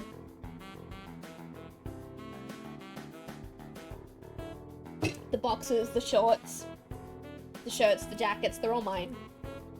I can't wait. I can't wait for him to realize that he doesn't own his wardrobe anymore. What do you mean, even if she never says it? Emmy doesn't talk a lot, but she and I have known each other for long enough that I can read her most of the time. I'll admit it, I have no idea what he's talking about. Emmy always seems pretty talkative to me. I see. The nurse suddenly realizes that he's been rambling and stops talking, looking a little embarrassed. Anyway, you don't have to stop your morning exercise. Just walk the track instead of running for a few days. Let things calm down. And take your damn medicine! I laugh as I exit the office, bumping straight into Emmy. Oops! Sorry about that. Oh, that was Hisao, sorry. Oops, sorry about that. Are you okay? What did the nurse say? Do you need to go to the hospital? Oh my gosh, it was all my fault, wasn't it? I've been pushing you too hard, haven't I? I'm a horrible person. I mean, yeah, one of those things is true. I won't tell you which one. The words pour forth like a torrent. She's really agitated. I didn't expect her to be this concerned about me, to be honest. I gotta calm her down, but how the hell do I do that? I do the only thing I can think of. I give her a hug. Emmy tenses up slightly, so I pat her head in what I hope is a reassuring manner. Hey, settle down. I'm fine, okay? No worries. I can feel Emmy's body relax as I continue to assure her that I'm fine. Her arms wrap around me as if trying to confirm that I'm not about to fall over dead. I catch a whiff of her hair. It smells like sweat, or how adrenaline should smell. It's the scent of activity. And a hint of strawberries, from her shampoo, I suspect. I just need to remember to take my medicine, that's all. Don't worry about it. It's not your fault. Are you sure? Her voice is muffled. Oh, hang on. Her voice is muffled, mostly because at that moment her face is pressed into my chest. Yeah, I'm sure. I just need to take a little easy for the next few days. It suddenly occurs to me how close the two of us are. It also occurs to me how nice being this close feels. Ooh, stop, you're falling for the wrong one! It's 50% her fault? Yeah, we'll take that. I can feel Emmy's heartbeat calming down, and I have to resist the urge to rest my chin on top of her head. I mean, you've already come this far, you may as well do it. Thank goodness. I think we're locked in the Emmy route, but I haven't made any choices yet. I don't know how I can be locked into a route when I haven't made any choices. I'm just reading. You really had me worried there, Hisao. I'm assuming that we're gonna go through all of the girls' stories, and then, like, that's when we can start making choices. Emmy, you gonna come in here anytime soon? Oh, I'm sorry. Was I interrupting? The two of us spring apart as if the other just caught on fire. Emmy brushes her hair back nervously and laughs. Of course not! I'll, see... I don't know if my microphone picked that up, but there's an ambulance outside. That's why I suddenly stopped. They're rushing over to Hisao because being this close proximity to a woman made his heart give out. Sorry, that wasn't funny. I'll, see you later, okay? Oh, and Hisao? Take your damn medicine! This last phrase is punctuated by a punch up to the shoulder. Yeah, I'll remember. See you later. The nurse smiles again, like he's in on some joke I don't know about, and waves to me as I head for my room, feeling burning in my cheeks. I need a shower. A cold one, if the thoughts running through my head now are any indication. Oh god, Hisao, you're falling for the wrong one! She was really soft. My pills are waiting for me when I make it to my room.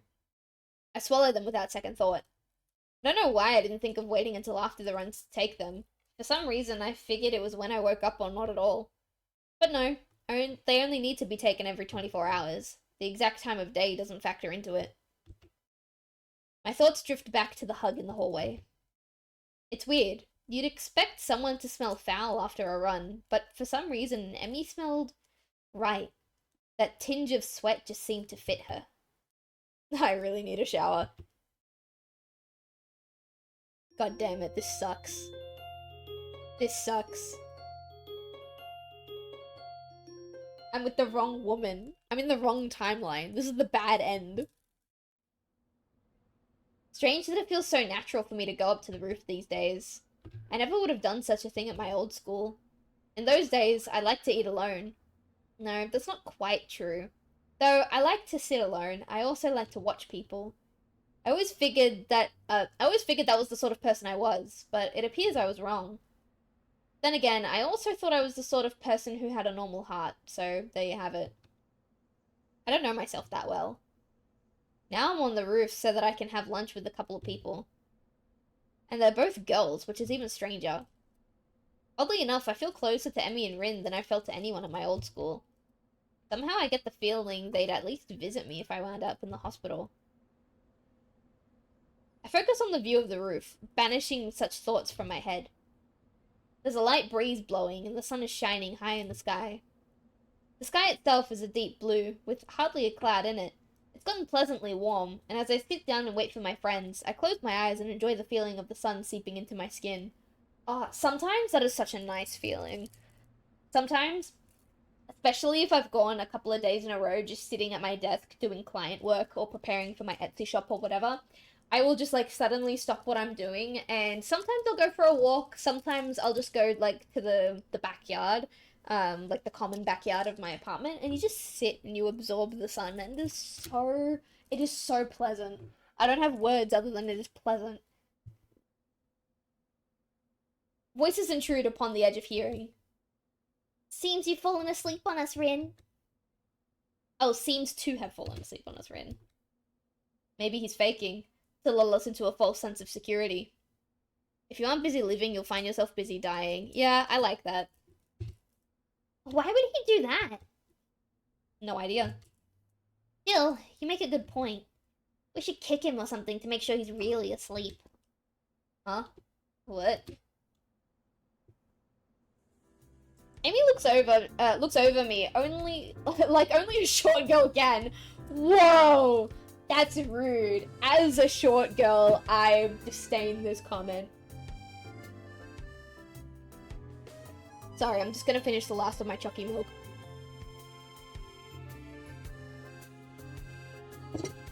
Ugh, okay. Amy leans over me like only a short girl can, peering at me intently. Oh, you're awake. I guess we don't have to kick you then. Was it part of your master plan? What are you talking about? Emmy shrugs, her twin tails bouncing with the motion. I'm not sure either. You must be pretty tired to fall asleep out here. Although it's pretty comfortable, I suppose.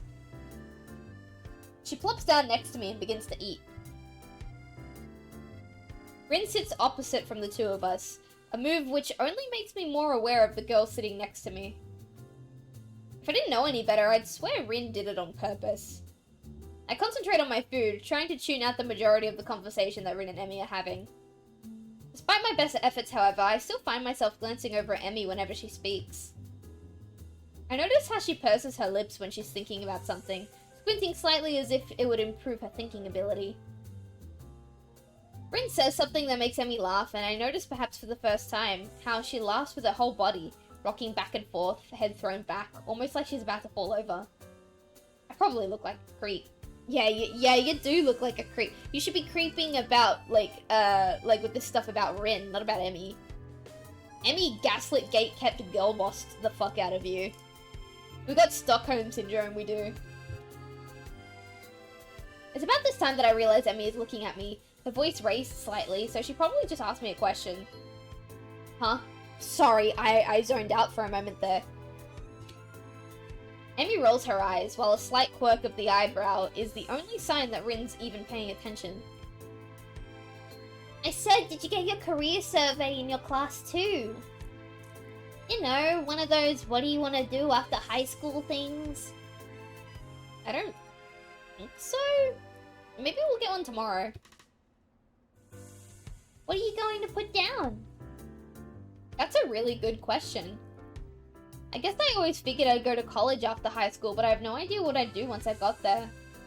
And even with the heart attack and all, I'd really been there. I'd really been concentrating on each day as it came rather than making long-term plans. I suppose I can safely start planning ahead again. I've always liked having at least a vague plan of my future, so it'll be nice to come up with one again. God, I feel that so bad. The whole going from, like, having things pre-planned and trying to figure out your life to, like, screeching whole just trying to live one day at a time. It's brutal. But when you do finally get to start planning things again, it's such a good feeling. Of course, that doesn't change the fact that right now I've got absolutely no clue. I've always kind of assumed I'd figure it out in college, or just become a salaryman. That's pretty popular. But do I really want to? That's a tough question.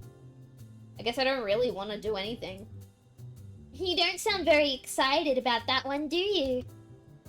She laughs as she says this, and I'm caught up in her laugh again. It's so girlish, high and giggly, like a, well, pardon the cliche, like a babbling brook. It bubbles out of her, starting in her belly and working its way up her throat. Can't help but laugh myself. It's infectious. Yeah, I guess I'm pretty unhappy with the salaryman idea. But to be honest, I haven't given it much thought about the future recently.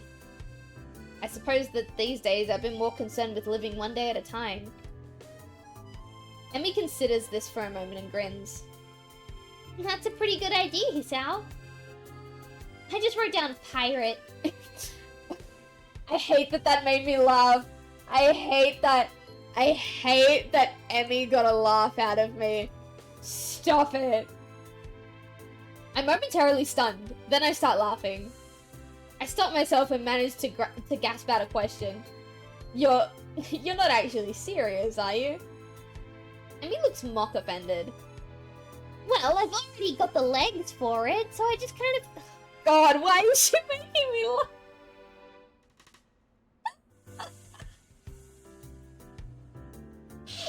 Emmy!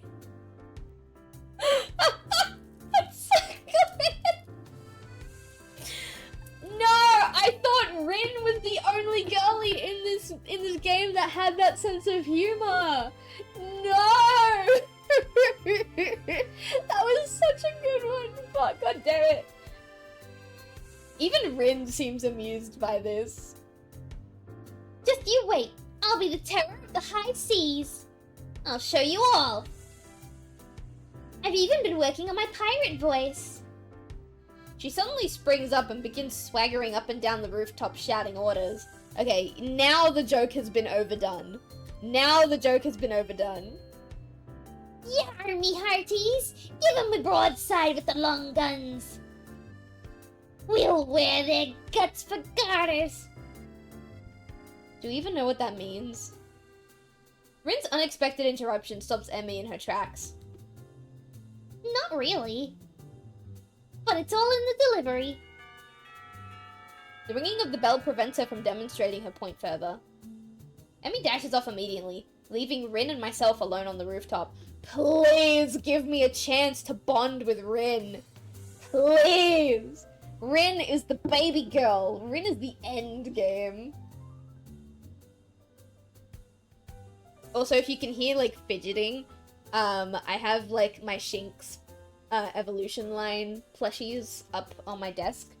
And I decided that I was going to play with my... I thought it was a sitting cutie. I thought that this was a sitting cutie that my partner got me, but the tag says Pokemon Fit. And I don't know what that means, but it looks like a sitting cutie, so I'm gonna keep calling it a sitting cutie. That's the logical fallacy. Tomorrow is a lie, we tell ourselves. All we have is today. We may plan for tomorrow, but thinking a sure thing. Yeah, look, I like planning for things, okay? Leave me alone. Hey Blake, it has been a while. How are you doing? I'm actually really curious. I want to Google Pokemon Fit, because it looks like a sitting cutie. But, it might not be.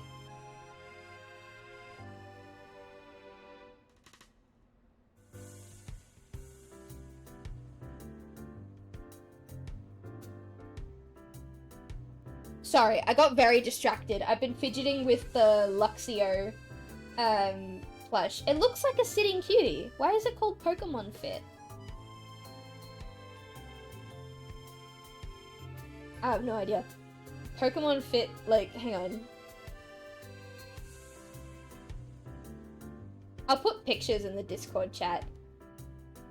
Okay, a Pokemon Fit is a sitting cutie. Okay, it's just a different name for it. They are sitting cuties. I love the sitting cuties collection. They're so small, and they all sit adorably. And my partner got really, really upset because he paid a lot of money for this to have it imported from Japan, so he thought that we were getting, like, a decent size, like, a really big plush, like my Shinx ones are. And then he opened the box and he saw how small it was, and he was really upset, and he thought that I would be really upset. But he had no idea that I had recently discovered the Sitting Cuties collection, and I love the Sitting Cuties collection, and I've wanted one for ages, and he just started my obsession with Sitting Cuties. And I told him, I was like, no, I love this. This is the best thing ever. The only problem is now I have to get more Sitting Cuties. And so now I think he knows what to get me for, like, Christmas and my birthday for the next, like, 10 years. He's just gonna keep adding to my Sitting Cutie collection. I want to get all of the Shinx line. I want to get some of the Evolutions, not all of them. I want to know if there's a Giratina one, because I don't have any Giratina merch, and he's my favorite legendary. I want a Giratina Sitting Cutie. Anyway, sorry. Tangent. I just really, really like this Luxio Sitting Cutie that he got me. I'm doing good. Been busy with watching One Piece, getting ready for my trip to Japan in a few weeks. Oh, that's awesome! That's awesome. If you go to Japan, you should buy me some Sitting Cuties. I'm kidding, I'm kidding, I'm kidding. Unless... No, I'm kidding. I'm kidding. Enjoy Japan. That's fair, Sylv. If something's happening, I need to know, like, a day in advance or I panic. Yeah, I understand. I get that entirely. Rin stares at me intently for a few moments. I'm gonna send you a Luxray Pop. Okay. Pop vinyls? Is there even a Luxray Pop vinyl? Is that a thing? Now I have to Google it. We're going on tangents. Is a Luxray Pop vinyl real? Oh my god, it is. Okay, here's my thing. I'm not super fond of pop vinyls, but this one actually looks pretty cute. I'm not the biggest pop vinyl fanatic, but this is pretty okay. If anyone, you know what I'm gonna do? I'm gonna start a Throne. I'm gonna start a Throne account and just put a bunch of stuff on there. If you guys want to get me stuff, anything from the Shinx evolutionary line is a go-to. I have this little Pokemon, like the only Luxio, which is the middle evolution thing that I've got, is the Sitting Cutie, and this like, you get them in EB Games, they're like $15 each, this little like posable Luxio action figure thing. I wanted to get a Shinx one, but when I saw it, I didn't have the money for it, and then when I did have the money for it, I couldn't find it again. And I just straight up don't know if a Luxray one exists. But if anyone happens to ever decide that they want to send me stuff, Shinx evolutionary line, Giratina, or like, just straight up anything Sonic, Silent Hill, or Resident Evil related, and I will probably be happy. Now I have to catch up with chat. Oh no. I've been gushing about my Sitting Cutie for too long, and now I can't see the chat, because if I click out of the game, it's gonna, like, destroy my computer. Let me hop back in the chat. Where's my... How do I do this? Fucking the mobile version of the fucking Twitch sucks. Show me the stream. Show me the chat. What if I could, but yeah, I'm going to Osaka with my uncle, and it will be my first time going anywhere outside of my country ever. That is so cool. I am so happy for you, my dude. Oh yeah, sad. I think I know the brand because I see them every day at EB Games. Yeah, they look like, they're classic Pokemon action figures. Like, they're difficult to miss. I got Luxio, and my partner got Glaceon, because Glaceon's his favorite, I don't know if it's his favorite Pokemon, I think it is, but it's definitely his favorite, like, evolution. And so, and yeah, our Discord pictures are Shinx and Luxray. No, Shinx and Glaceon, but they didn't have the Shinx one, so I got the Luxio one. Anyway, back to the task at hand. Is there something wrong? Rin considers this question closely for a moment. After a lengthy pause, she shakes her head. No. Oh, why why the staring then? Rin shakes her head again. Nope, I don't get it. Get what? The staring thing. You two seem to, but I don't. Great, she saw me staring. Now she probably thinks I'm a pervert or something. Actually, probably not. This is Rin we're talking about after all. Still, I feel the need to defend myself. I wasn't staring, I was just tired. Rin actually snorts at this, but she doesn't say anything. No, really! I was just distracted, that's all. Eager to end this conversation, I head back to class. I'm greeted by the twin specters, Shizune and Misha, looking like they mean business. Alright, I need to put my sitting cutie back because I keep trying to play with him while I'm reading and it's distracting me. So my sitting cutie has to go back on the shelf. Red and white box or a black greyish box? Red and white. Red and white is the one that I got. Well, Shizune looks like she means business anyway. Misha looks like she's about to start laughing any minute. Up on the roof again, Hee-chan. You know that's dangerous, don't you? Sorry, I'm trying to make Misha and, I've already forgot her name, Emmy's voice sound different, but I gave them both kind of high-pitched voices, and I don't know if I can differentiate the two of them. I'm gonna try, though. Oh no, she's signing away. That's right. The school cannot be held responsible for any injury that comes from being up there, you know? Furthermore, we could report you for breaking the rules. Misha leans in and whispers conspiratorially. But we won't, Hee-chan. You three are too cute together. She straightens up again, laughing at my sudden blush. You're too easy to tease, Hee-chan. Hey, come on. I'm still new here. Sort of. Isn't it mean to pick on the newcomer like this? Nope. It's to help you get assimilated with your new surroundings. Ah, I see. Well, do you have to be so overzealous about it? Yep. Ah, that aside, Hee-chan, we were looking for you this morning, but you weren't in your room. Of course I wasn't. I was out for my morning exercise, or here in class, bright and early. Unlike you. Shizune looks peeved at the beat, I think it's supposed to say oh no, it does say and a beat later. Shizune looks peeved, and I don't know why that's messing me up so much. And a beat later, so does Misha. Well, she tries to at any rate. That was because of student council business. You should be grateful that we work so hard for you. Oh, I am. So what did you need me for? Not another attempt to rope me into their dirty work, I hope. We had to give you something, but since you weren't around, we dropped it off in your room. Something? Like what? Oh, you'll find out when you get back, Hee-chan. Muto entering the room ends our conversation, and we all head to our seats. Oh my god, Pokemon terrariums? I remember when terrariums were like a brand new thing that no one had ever seen before, and they were the coolest shit, like, ever. But now you see them quite literally everywhere, and they've just kind of lost their magic to me, in my personal opinion. I prefer when they were like, you could only find them at conventions and stuff, because it kind of gave it a handcrafted approach. But now that they're so commonplace and you can get them quite literally from any hobby store, it's got a mass-produced feel to it, and I don't particularly like that because, I don't know, it's just not my thing. You have a Bulbasaur Pokeball? Okay, well, you gotta send me a picture of it at least. Put it in the Discord chat, in the Discord server. It's only after I've settled down at my desk and the teachers started talking about something or other that something odd strikes me. What did Rin mean, you two seem to? Was Emmy staring at something too?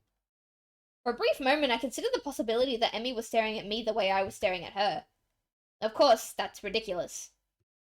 You got your dad a Squirtle one? Oh, that's kind of adorable. Okay. Yeah, I'll concede that's cute. Still, I can't deny that I wouldn't mind if it were true. I would mind. A lot. You shouldn't have even been staring at her like that to begin with. But it's best not to think about that. No need to get my hopes up. Come to think of it, when did I start having hopes like that anyway? Also, chat, out of character, I put my Luxio sitting cutie back and I immediately started playing with my Ditto Eevee plush that's like on my desk. He's very cute. His name is Custard. So I'm probably gonna get distracted again because I'm trying to play with Custard. I shake my head in an attempt to clear it and focus on the lesson. After class, I make my way to my room. Muto really piled on the homework today. Before I can open my door, however, I'm suddenly intercepted by Kenji, who has just exploded out of his room in a flurry of papers. Hey, we need to talk. These rooftop shenanigans of yours, man. How does everyone know? How does everyone know? They've got to stop. What? You're running around on the rooftop with the limbless... with the limbless wonders! Oh my god, Kenji. I don't know if I'm allowed to say that. They're women, man! You'll get yourself killed running around like that! I don't follow. Kenji sighs and adjusts his glasses before what could be understood as an attempt at explaining himself patiently. You're forgetting sort of teenage girls. Like, it's just so bad. It's just so bad. It's just so bad. Look, we're friends, so I'm telling you this for your own good. But if I were going to kill someone, I'd do it by throwing them off the roof and making it look like an accident. And if I've thought of it, you can be sure they've thought of it too. I mean, I thought of it earlier in the stream. I was saying that I was going to do that to Emmy. They're crafty. Almost as crafty as I am. I see. Good. I'm glad we had this chat. Lend me 500 yen. I'm sorry? I need to get a drink, man. I actually do need a drink. Kenji's voice really irritates my throat. I've been inside all day and the tap water's been compromised, as I'm sure you know. So I need to stock up on something canned, got it? But to do that, I need 500 yen. And since I just saved your life with my timely advice, you can at least spare me 500 yen. You know, if it'll make him go away, 500 yen is a bargain. Sent? What do you mean? Oh, the picture. I was gonna say, what the fuck do you mean, sent? Let me see what's going on here.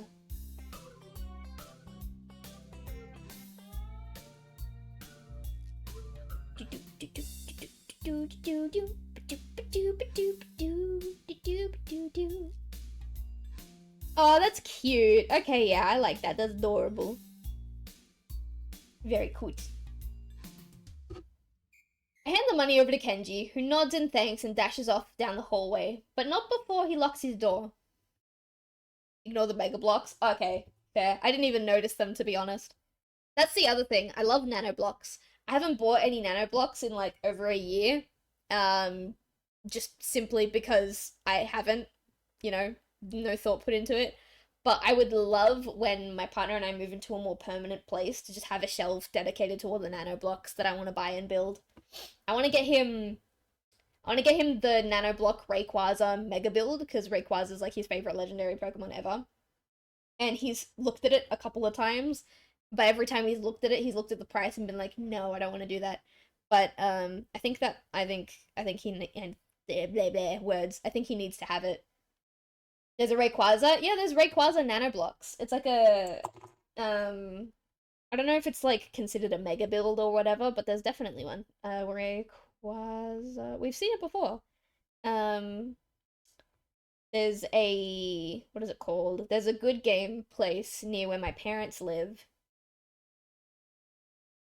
Yeah, there's a tiny nano block build, and then there's like a mega nano block build, if that makes sense. Like, there's the little, like, $16, $17, like, tiny one, and then there's a big one that goes for about $100.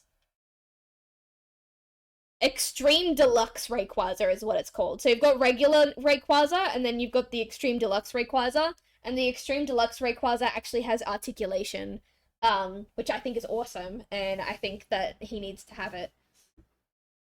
Anyway, what an exhausting person. I better go in case he changes his mind. Hmm? As I close the door, my heel taps against something lying on the floor. It's a brightly colored rectangle of paper. Ah, this must be the something that Misha mentioned before. Probably a student council leaflet she slid under the door. However, when I pick it up, I find that it couldn't have been more wrong. Someone actually wrote me an old-fashioned handwritten paper letter. Who bothers doing something like that in this day and age anyway? Yet, as unlikely as the prospect of receiving one sounds, this is definitely a letter I have in my hands. Maybe I should ask a friend if they have spare 2x4 flat Lego bits. That would be pretty cool. I was planning on finishing my homework, getting some dinner, and going to bed in order to be ready for tomorrow's morning run. However, the letter has naturally caught my interest, and I sit on my desk to examine it properly. It's the first piece of mail I've received here at Yamaku. I think is how you say that. I always mix it up. So it feels special, even if it wasn't something as rare as a handwritten letter.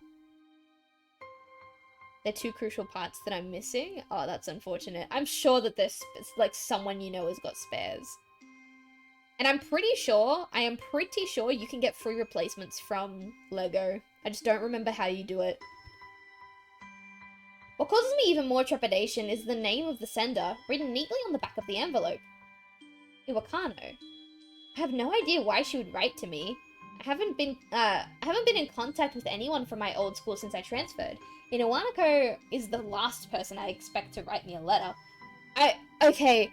Iwanako is the girl that we tried to confess our love to at the start of the game, but, like, we had our fucking heart attack and we nearly died. And she would visit us for a while, and then eventually she just stopped one day. That's Iwanako. Nah, it's Mega Bricks. Oh, yeah, right. I was talking about fucking Lego. Yeah, exactly. She ghosted us, but now she's writing to us. The last time I saw Iwanako was terribly awkward. Embarrassingly so. She came to my hospital room, peeled me an apple out of courtesy, and then we practically sat in silence for half an hour. She said goodbye and didn't look me in the eyes when she closed the door.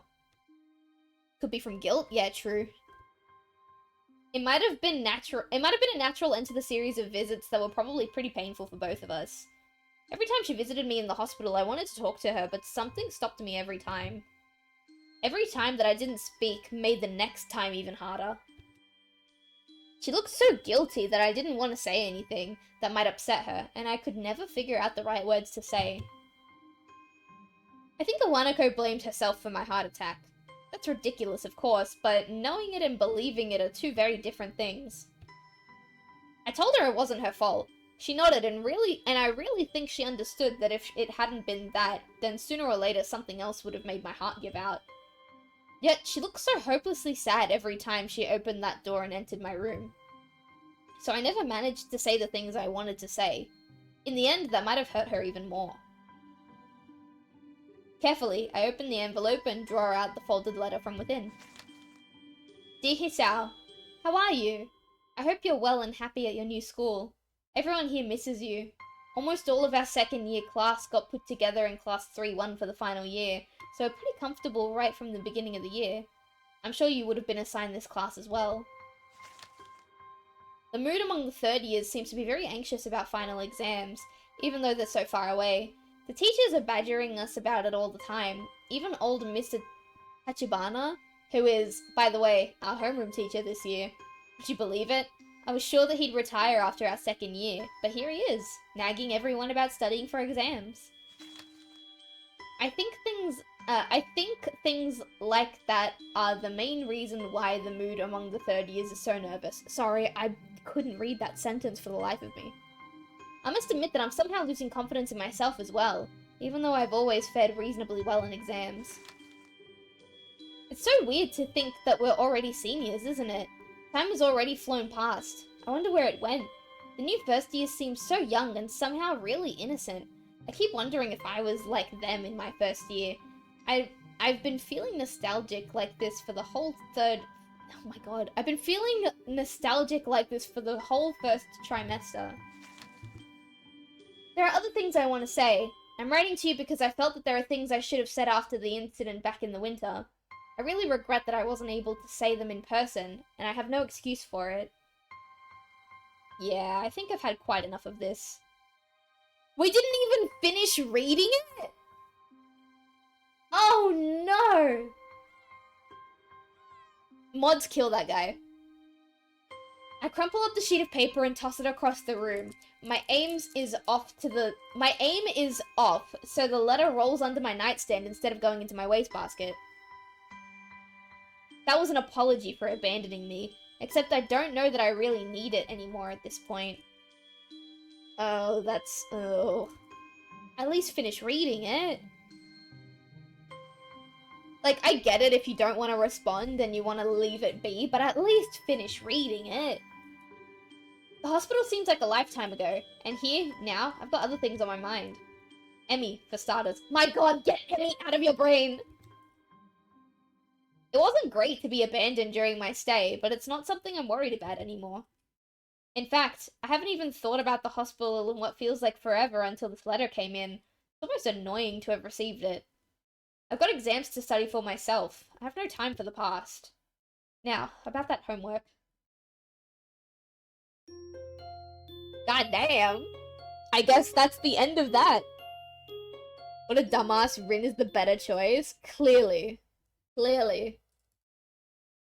So what's the plan for today anyway? I'm waiting patiently in the hallway of the girls' dormitory just outside of Emmy and Rin's room. Why are you waiting outside of their room? Why are you even allowed in the girls' dormitory? Why don't you just wait at the track like you always do? Emmy is apparently helping Rin with getting dressed. I suppose that makes perfect sense, as I have no idea how Rin would get dressed otherwise. Picnic! Picnic? That's what I said! Sounds pretty exciting. I know, right? Rin chooses this moment to make an observation. The sky seems... I love Rin. The sky seems threatening today. Actually, I noticed that too on my way over. Despite the sunshine of the early morning, the afternoon seems to have taken a turn for the gloomy. There's a heaviness in the air, as well as that usually heralds a rainstorm. Sorry, my throat was like feeling a bit bleh. I wonder if I should have brought my umbrella. And she's got a point. Emmy, are you sure you still want to risk getting caught in the rain? I don't even know why I bothered asking. Emmy pops out of Rin's room into the hallway looking shocked that I even suggest cancelling our plans. Are we gonna see her wearing anything other than the school uniform? I thought this was a Sunday. Of course! What? The threat of rain is supposed to stop me? I can't help but grin at her belligerent response. It's almost like she's daring the rain to come. If Mother Nature were walking down the street, I think Emmy would probably start a fight with her. Or at least challenge her to a race. In fact, Emmy seems almost aggressively cheerful today. Rin wanders into the hallway looking her usual self. Well then, are we all ready to go? I'm ready! Rin nods and says a single word. Basket. Beg pardon? The basket in Emmy's room. You should carry it. Emmy claps her hand to her mouth, embarrassed. Oh my gosh! I almost forgot about it! Nice save, Rin. Emmy darts into her room and emerges with what looks like a very well-stocked picnic basket. Oh god, when the warmer weather comes back in, I would love to go on a picnic with my partner. We haven't done that in a long time. As she hands it over to me, I note that it feels heavy enough to be one, like, well-stocked basket. I got distracted in the middle of the sentence. Good lord, how much food did she pack?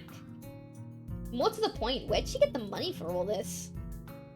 So, are we set to head out? Yep. Rin gives another nod, and we head out of the dormitory. I can't help but frown when I notice how grey the sky has gotten in the 10 minutes I was inside. Still, Emmy does not seem concerned by such petty concerns as the color of the sky. She's positively skipping as we walk. Which reminds me, where are we going? This brings Emmy up short and she shoots me an embarrassed look. You know, I hadn't really thought of that. Why do you think, Hisao? Well, there's the spot where we ate, there's a spot where we ate during the festival, but it might be nice to leave campus for a while. However, I'm not sure if there's any good places to do that in town. Just as I'm about to open my mouth, Rin unexpectedly interjects with a suggestion. There's a park in town near the art shop. Great idea, Rin! I totally forgot all about that place. Crisis averted. You know how to get there, Rin? Picnics, I haven't had one in a decade, now that I think about it. They're really nice when you take the time to, like, actually prep a basket and stuff. I really wanted to get the Pokemon, Eevee-themed picnic basket. I wouldn't use it very often, but it would be really nice to have. Even if, like, just a regular picnic basket, it would be nice to have. It's pretty likely. Good enough for me! I would prefer knowing for sure, but what the hell. Lead on, Rin! The three of us quickly make our way off campus and take the road downtown. This basket's a bit heavy. I hope the park is close by. We pass the art supply store, Rin slowing her pace slightly as we go by. Emmy notices Rin's change of pace and stops. You wanna go in, Rin? Rin shrugs. Nothing I need. Are you sure? There's the slightest flutter of a smile on Rin's face, quickly replaced by her usual expression. Oh no, don't tell me Rin is like a closeted lesbian for Emmy. Life's uncertain, but on this at least, I'm pretty sure. Nice of you to offer. Well, it's not like I'm the one carrying the basket. But I'll bet Hisao wouldn't have minded anyway, right? Oh, of course not. It's hardly a heavy load. I flex for emphasis. Emmy stifles a snort of laughter by pointing to the park in which we've suddenly arrived. Oh, I remember this place. I ran into you here that one time, didn't I, Rin? Rin's eyebrows raised slightly. Maybe. I'm unwilling to say for certain one way or another. Memory's a tricky thing, you know. Well, I'll be. We've made it in one piece after all. The sun's still nowhere to be seen, but either Emmy or Rin seem to mind. Aww, look at us. So cute. We find a spot to sit on the grass and I set the basket down gratefully. There's a surprising amount of food prepared. Maybe we were supposed to be joined by some of Emmy's teammates or something? I'm starving. Dig in. She attacks the food as if she had nothing to eat for years. Yeah, that sounds about right. I'm just reaching for the food myself when I feel the first drop of rain land on the back of my head. Uh-oh.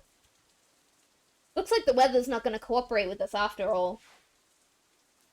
Emmy glares at the sky as if that alone will hold back the rain. I very nearly believe she can do it. It's one heck of a glare. It had better cooperate. You hear me, Sky? You stop that raining right this instant. Oh god, she's cringe. Sky doesn't seem inclined to listen to her, despite the commanding tone she's taken with it. Instead, the rain seems to increase. Rin wrinkles her nose in distaste at the turn of events. Regrettable. What do you mean? Rin shrugs. I could paint this if I weren't out here. Shame to miss all of it. She doesn't seem angry or annoyed about this. Just a little disappointed. Emmy laughs in response to Rin's comment. I guess we should have stopped at that art supply store after all, huh? The rain increases a little more, offended we haven't fled yet. Despite the warm temperatures we've been enjoying, the rain is rather cold. I wish I brought my umbrella. Hey, we should probably head inside to keep dry. We're already pretty wet, Hisao. Yeah, but we can dry off this way. Maybe wait out the storm. You don't want to catch a cold or anything, do you? Emmy considers this for a moment. I can tell that part of her wants to stay out in the rain just despite the weather. Unfortunately for her, the weather hardly cares about what we do. I suppose you're right. Where could we go? I don't have an answer for her. The area is still pretty new to me. Though I guess I'm slowly getting used to the school itself. The surrounding town remains a mystery. All I know is the art supply store, and that's only because we just passed it. Fortunately, Emmy soon snaps her fingers in triumph. That's it! There's a tea shop nearby. You can have some tea and dry out, no problem. That doesn't sound like a bad idea. Great. You know where it is? Emmy nods, looking fairly confident. Sure do. I think. But it'll be an adventure either way, right? Adventure, huh? Well, I suppose we could use a little adventure. I think as long as we get out of the rain, I'll be happy. The picnic basket is a little lighter now, at least. Lead on.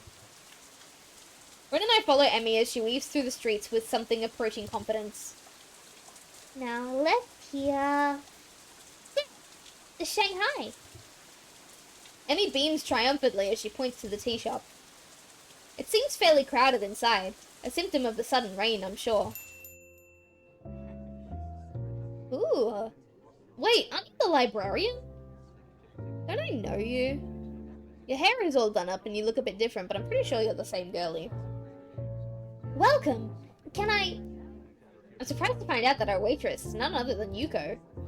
She sure looks the part in her uniform. It's hard to believe that she's the same librarian from our school. Okay, I was right. She's the librarian. Does she work 2 jobs? I guess that must be it. Oh, it's you! Yuko seems to know Emmy. Emmy grins brightly, pleased to be remembered. Hey, Yuko! Hi, Yuko. I didn't know you worked here too. Do I know you? You seem awfully familiar, but I don't think I've seen you in here. We met at your other job, at the Yamaku Library. Remember? Her eyes widen in memory. Yeah, that's it. Nice to see you again. Oh no, this is bad. I should have remembered a customer's face. I'm sorry, I'm terribly sorry. Yuko goes from realization to panic in a split second, performing a series of high-speed bows. I narrowly avoid getting headbutted in the process. Whoa, hey, calm down. Listen, I wasn't a customer when we first met. In fact, I hadn't ever been to the Shanghai, so it's alright.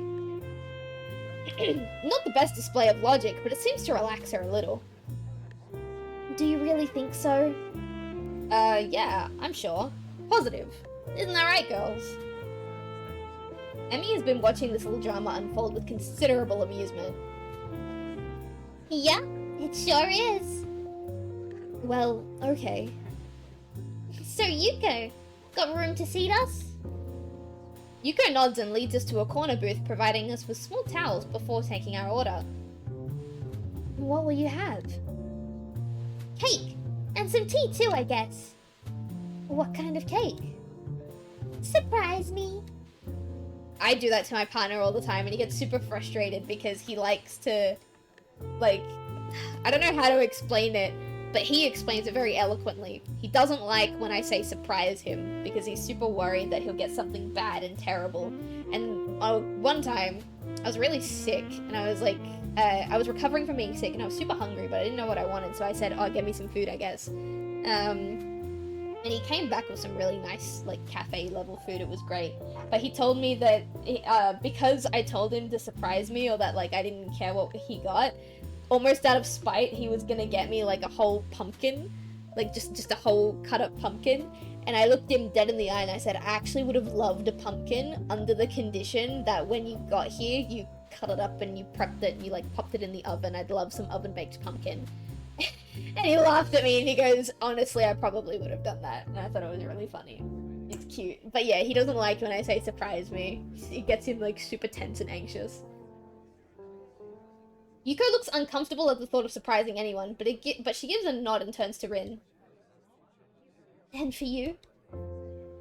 I'll take a straw. My feet are all wet. Sorry? The drinking kind of straw?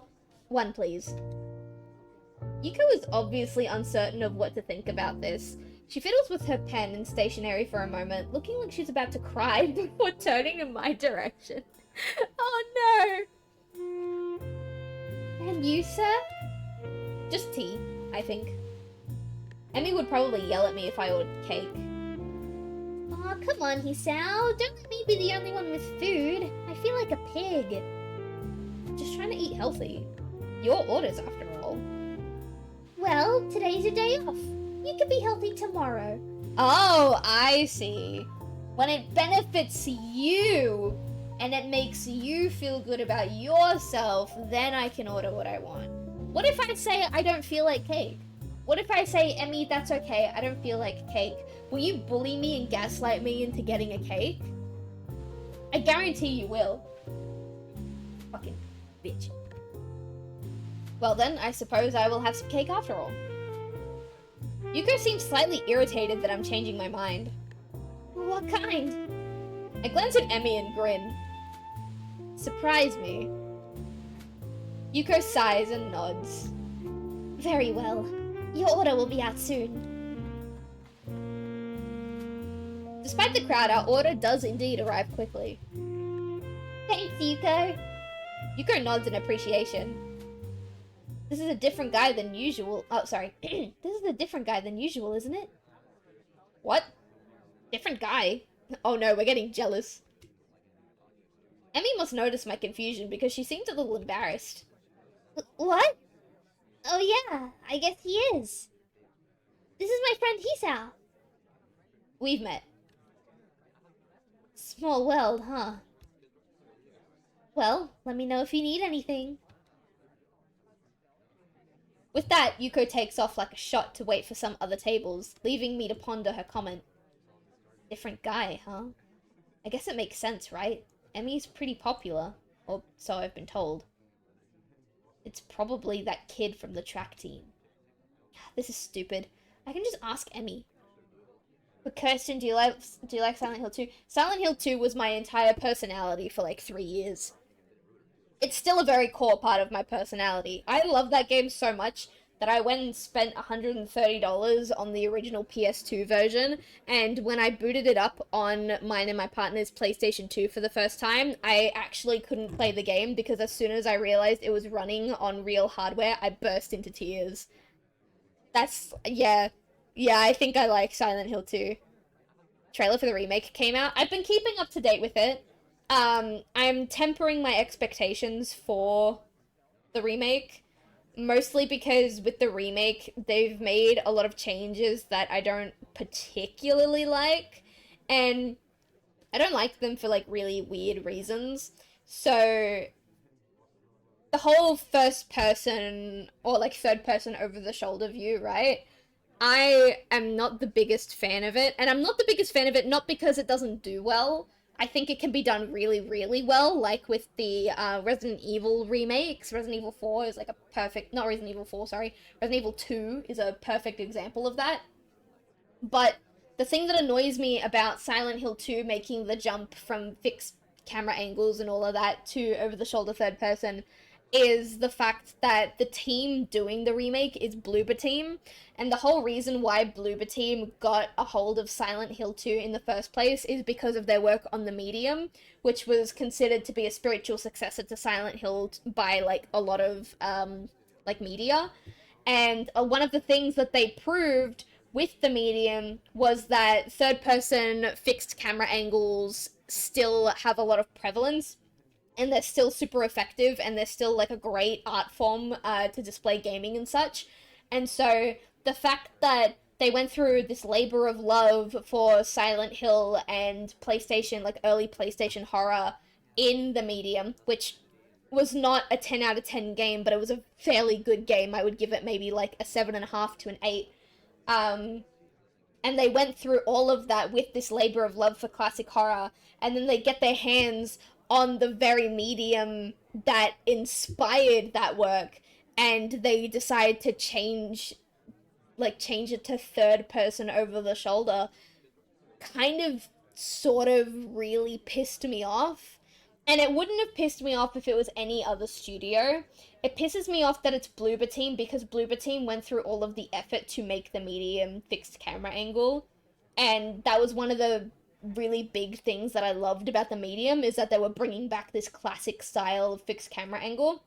And so it just feels like a massive slap in the face for them to get control of Silent Hill and to modernize it the way that Resident Evil's been modernized, when they've proven that fixed camera angles are still effective. And at this point I'm talking myself in circles, but I'm talking myself in circles because this is really important to me and it really upsets me. And I do think that it has potential to be good still, but I'm tempering my expectations because that's just one of the things that I've seen and heard with the trailers that made me pretty unhappy. That's like the 6th tangent I've been on tonight's stream. I will check out the trailer once the stream ends, but I've been keeping up with all of that stuff, and I'm not sure what to think about it. And I'll leave it at that. So who's this other guy, huh? You got a secret lover or something? Emmy laughs again, only I get the feeling it's from nervousness as much as anything else. It's just the track team captain. He likes coming down here after practice sometimes. So if we have anything to discuss, I tag along. Sounds mighty suspicious to me. Oh, I see. I could let the matter drop, but I can't resist at least getting another dig in. So it is the secret lover. I knew it. Rin watches our plays, seeming mildly amused before muttering something that I don't quite catch. Yeah, anyway. What, huh? Rin jerks back from wherever her mind wandered off to. Huh? What did you just say? Huh? No, before that. No idea. Oh. Well... Okay. Sorry, actually I'm getting tired now. I let the matter drop, but I can't help notice that Emmy seems relieved that Rin interrupted the conversation. Maybe I went a little too far. Conversation dies down for a moment as Emmy and I are busying ourselves with cake. Mine is strawberry, and it's surprisingly good. Emmy seems to think so too, as she suddenly reaches over with her fork and steals a bit. I don't know you well enough to do that. And even with my partner who I have been with for a year, who I have known since 2019, who is moving in a few weeks, I don't just up and take his food. You always say, hey, that looks good, I'm gonna have a nibble. You at least warn them, and most of the time, ideally, you will ask them. I usually ask my partner before we even order. He goes, what do you want? And I was like, I'll get this, but if it's okay, I'll take a nibble of yours as well. You know? You don't do that. I'm really, really, really picky with this sort of stuff. And she's already tried to control our food or like have bits of our food before. I'm a bit territorial with my food. Don't touch my fucking cake. Not without asking, at least. Thief. Pirate. There's a difference.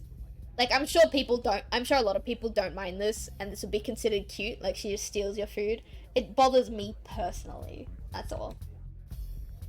We're not on water.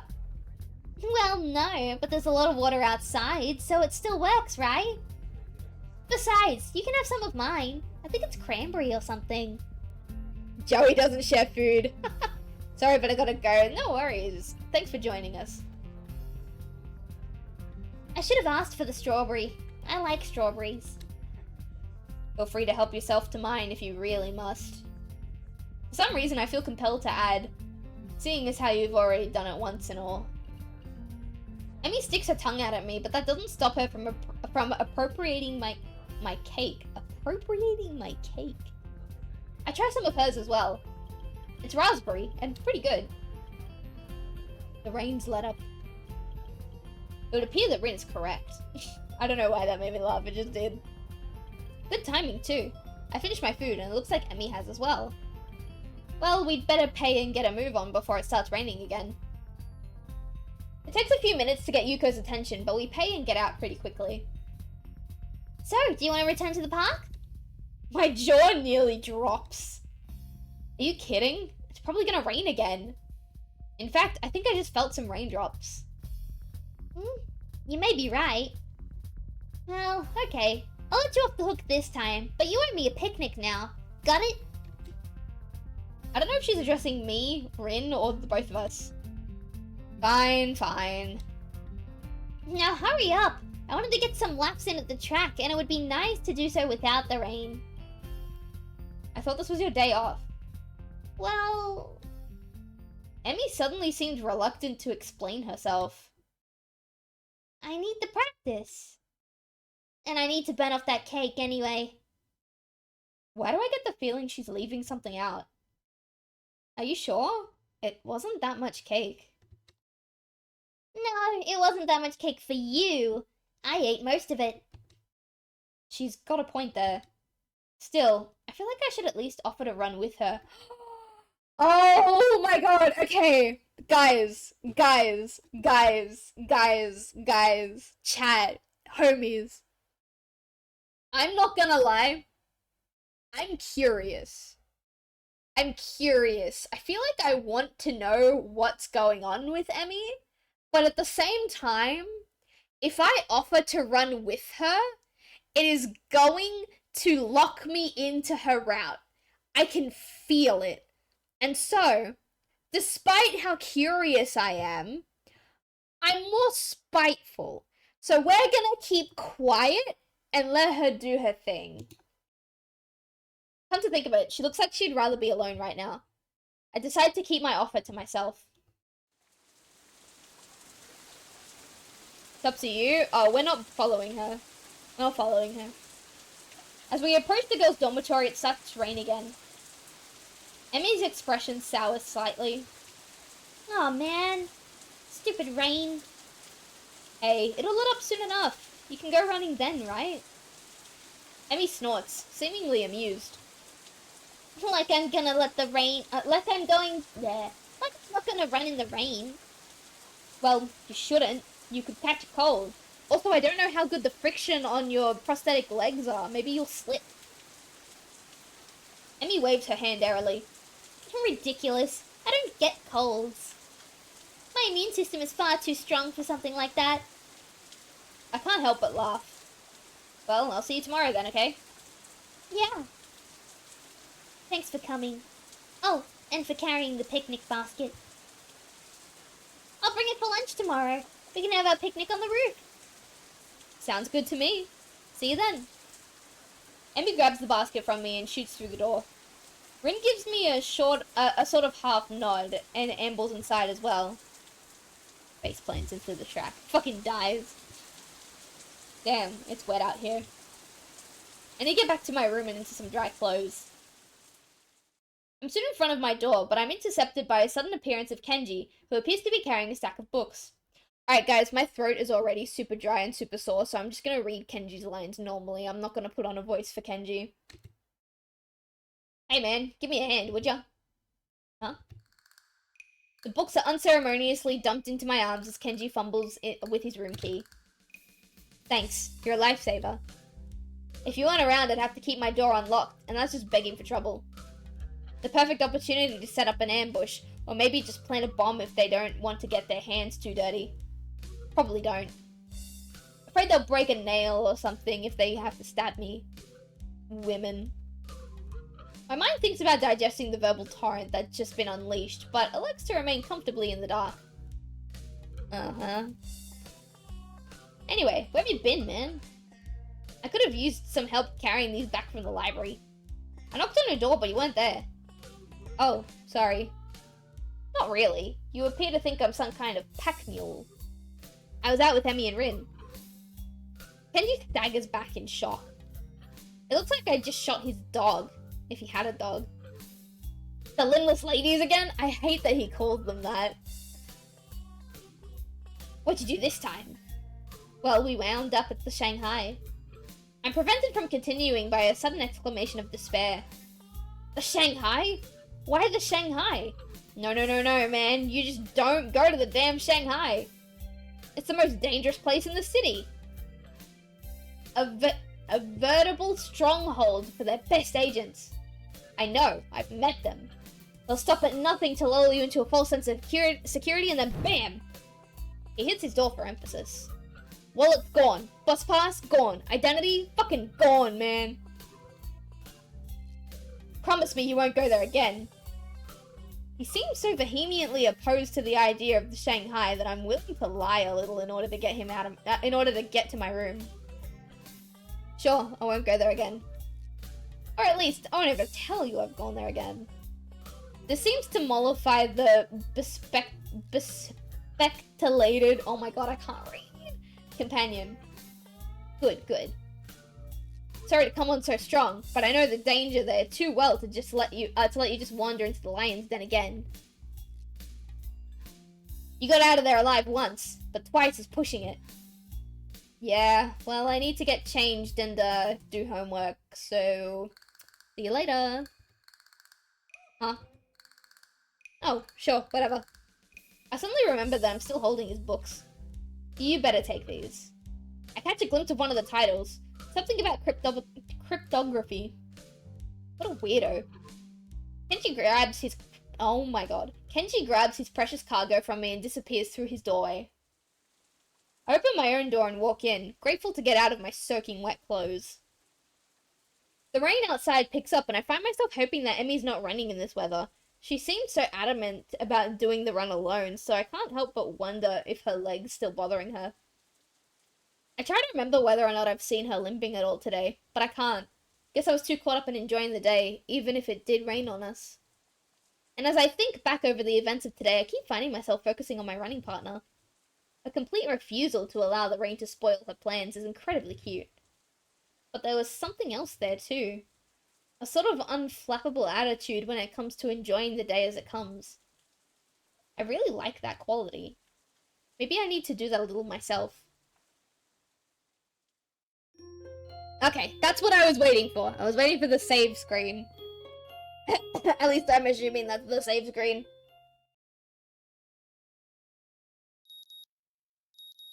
Cool, that's an alarm. We're gonna ignore that for now. We're gonna save. Now overwrite the save because we only need one. And I think that is going to do it for tonight.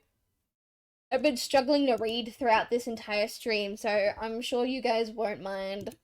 I'm gonna close this little game. My computer's gonna overheat and like panic for a second that this old piece of tech is closed. And that's gonna be it for tonight. I'm very tired. I'm very tired. But my partner's not coming over this week, so that means I've got Thursday to myself. So we'll stream tomorrow. I'm not sure what we'll stream tomorrow. But we will stream tomorrow. We'll stream on Wednesday and we'll stream on Thursday. So you guys get one extra stream out of me this week. Which hopefully makes up for the fact that I didn't stream at all except for one time last week. But anyway, stay warm, stay cozy, stay toasty. If you sneeze during the stream at all, bless you. I am gonna go sweepy night nights. Goodbye, everybody.